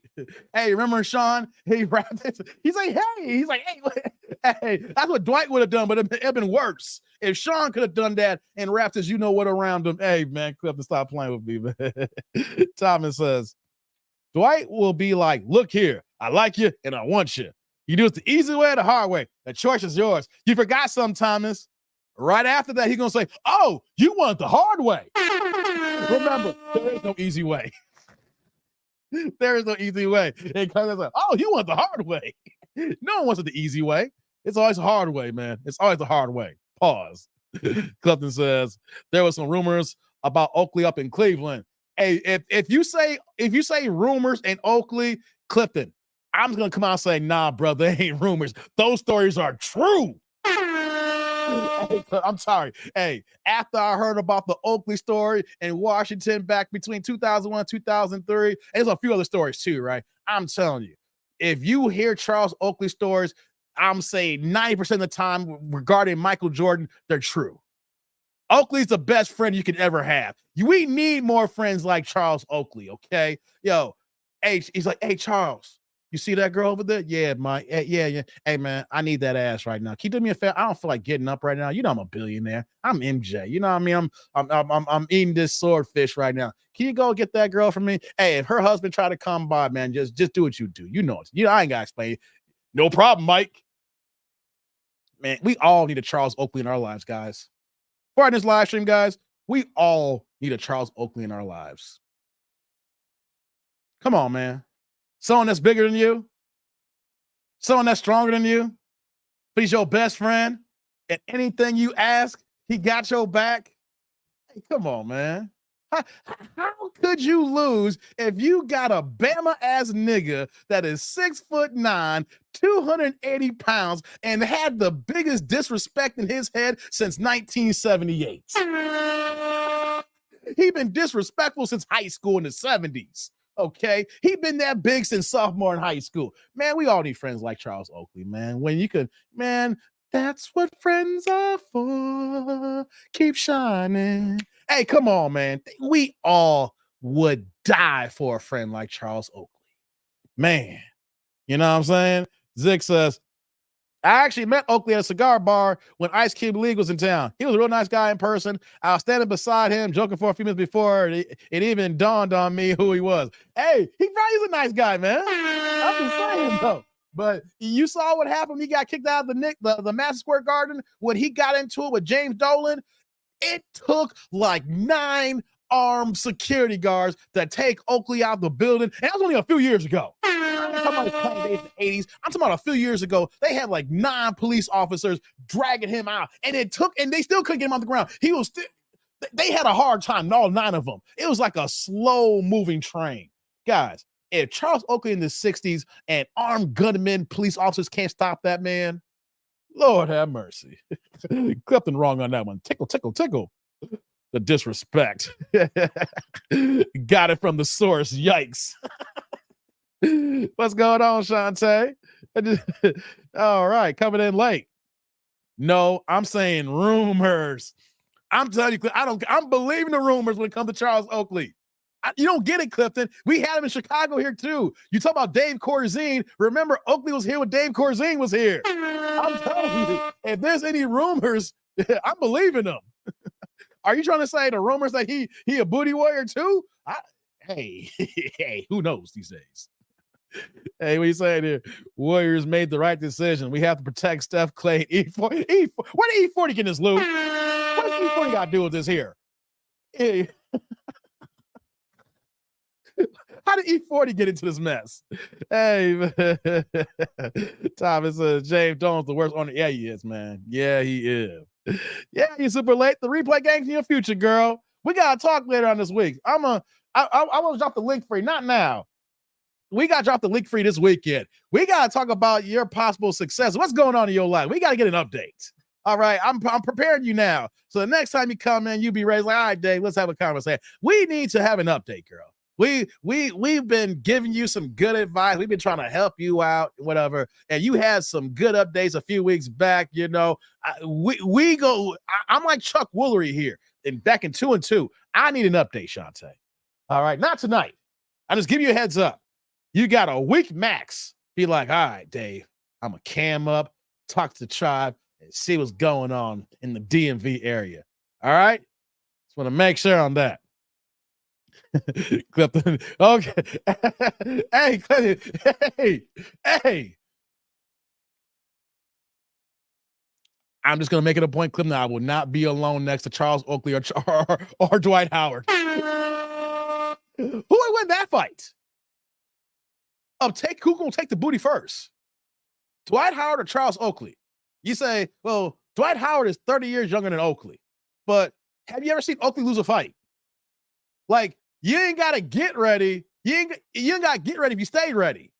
And Charles Oakley, stay ready. Hey, man. Hey, I'm just saying, guys. I'm just saying. Who would win in a booty warrior fight between Charles Oakley and Dwight Howard? And I know Dwight Howard got 30 years, like I said. I'm just saying. I have never seen Charles Oakley lose a fight. I might pay pay-per-view for that.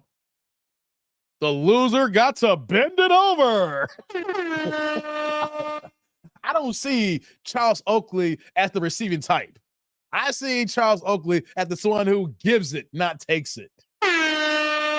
Am I right or wrong, guys? If Charles Oakley rolled that way, right? Allegedly, I'm just saying, I don't know. But if he did that, I see someone who's taking it, not giving it. You know what I'm saying? He ain't backing it up. But Dwight Howard, he looked like somebody who would love to back it up. He's like, about time someone came.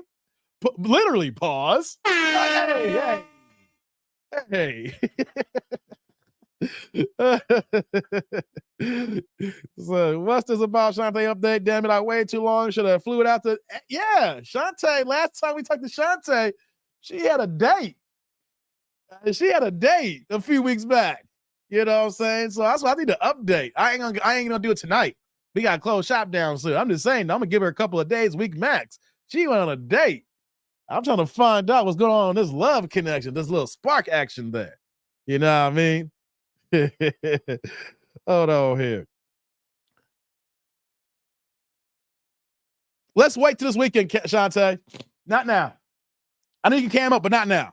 I want to save this for a stream probably this weekend. You know what I'm saying? Because if you come on now, I'll be on for like 5 hours by the time we get done with you. You know, and I want to say something for the future live stream coming up here. I'll be really prepared for this one, you know. Cat fight, yeah. Whoever has the strongest clinch. What kind of clinch you talking about, Clifton? You talking about that bamboo squish? Oh, I'm wrong for that one. Oh, why'd I do that? Who got the bamboo squish? Y'all know what I'm talking about. Pause. So 2 Apex Booty Warriors fight to the death? No, fight to the bend over. No, Perfect Square. Fight to who bends over first. But I think Dwight Howard will willingly do it, though. Who fights to the bend over? I don't think Charles takes the bend over. Oakley probably got more experience taking booty. Ooh, Trey, no. No, Trey. No, Trey. I'm done. Why we do this tonight? Why did Vito take a wrong turn here? If Oakley's tail is on the line, he's winning that fight. I think Oakley would die. I think Oakley would die before someone takes it. You know, he had to give it up willingly. You ain't gonna take Oakley. I think he'll go out to the death. Oh my God.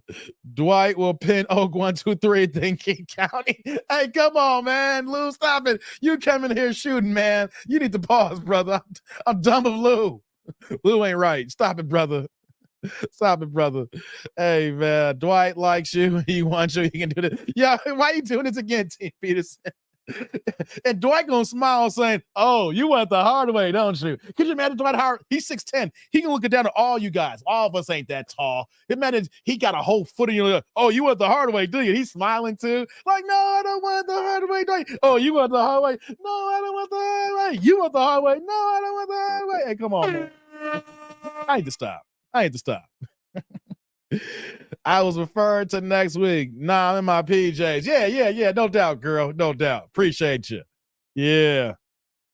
Whoever wins can be the top. Oh, God. For some reason, I think Dwight would just smile and just give you that. He might try to give you top, too. Oh, guys, could you imagine Dwight Howard trying to give you top? I'm going to give you top and you going to like it. No. Does it matter him smiling at you? I'm gonna give you some top. Ooh, this took a wrong turn, didn't it? This took a long turn, guys. I'm sorry. Zix just seeing how things go. I want to tell you guys when everything's consistent. I hear that. Hey, if Dwight and Shannon Sharp had a booty on a pole match, they both be trying to lose first. Hey, Dwight. And Skip, and Dwight. Hey, man. Hold on. Let me do this for a second. Where's it at here? Here we go. Hey, you guys mean this? Shannon Sharp. Yeah, that's him when I was in Vegas at Resorts World and he was sitting right in front of me. You talking about this? This Shannon Sharp?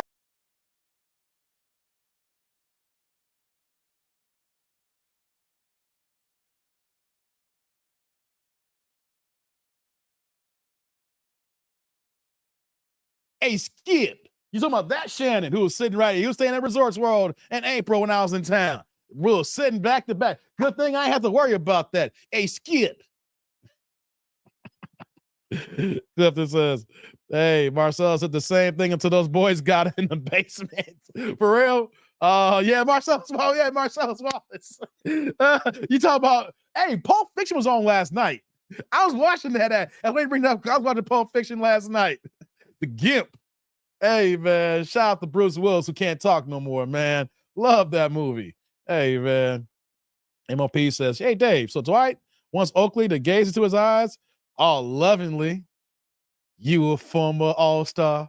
I'm a former all-star. I'm chocolate. You chocolate. Let's have some big man. I want some big man. They're like, hey, calm down. See you later, Shantae. Have a good night. Yeah. Tim Peterson says, Shantae got them buns glazed. I don't know, man. I don't know. Hey, Skip. Right. Hey, guys, I'm going to close out shop, man. I got to get ready for work in the morning, man. I had a long day already. I had a long day yesterday. The fact that I came on this late, I didn't want to miss a day. So I didn't know if who's going to show up for a live stream, if any notifications going out because I'm still shadow banned. But I'm like, yeah, I need to show up on Wednesdays regardless. So I'm going to get out of here, guys. We've been here for about 3.5 hours. I appreciate y'all coming in. Hopefully, the next live stream will be at a regular time, not late. I don't like doing late live streams. You know what I mean? Because I got a lot of stuff to do. So you guys know the game here. Comment, like, subscribe, and click on the bell notification below. go ahead and check out any previous content. Like I said, I dropped a Corey Holcomb reaction video earlier today when he was talking about Cynthia G. Y'all saw she got demonetized. A GoFundMe all being dusty. I heard the GoFundMe got taken down now since I made that video. So Corey Holcomb has some jokes about Cynthia G, that man-hating woman. You know what I mean? But hey, that's what happens when you're dusty. That's what happens when you're making hate speech on YouTube. You're not doing a one-off making jokes, so you're just out here being reckless and calling all black men bandits and thinking that every single black man is dusty. And here she is getting pregnant by a dude she met 3 months who was actually dusty and having. She wants you to abort and delete black babies, and she over here getting dusted up by a black dude in 3 months. You know what I'm saying? It's just the pot calling the kettle black. She's a sad individual. I'm sorry. And you know what makes it worse, though? When you hear her ass talk, too, she sounds like a goddamn robot. And that's why these bandits, you black women should not deal with bandits because they bandits. And bandits gonna bandit. Oh, you got the most annoying voice, and now you're extra dusty with no YouTube AdSense. You know what, though? So she gonna be hella in these dusty streets. But you know what, though? I got to get out of here because like I have to watch that. Yeah. You know what I'm saying? So yeah, it's time for me to go. I appreciate y'all, you guys out here. You know what I'm saying? So let me do this here. Where we go? Where's it at? Make sure I get out right here. There we go. So guys, let me go ahead and close up shop so I can go ahead and we can go ahead to the next live stream.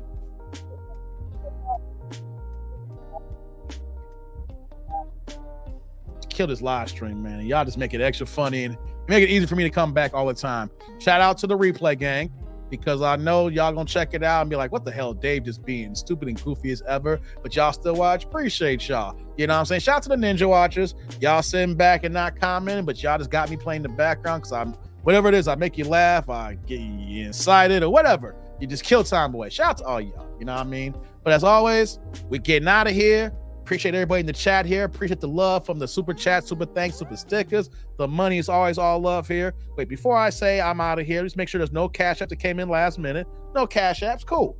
So you know what that means, guys? I'm that dude named Dave. I'll see y'all in the next live stream.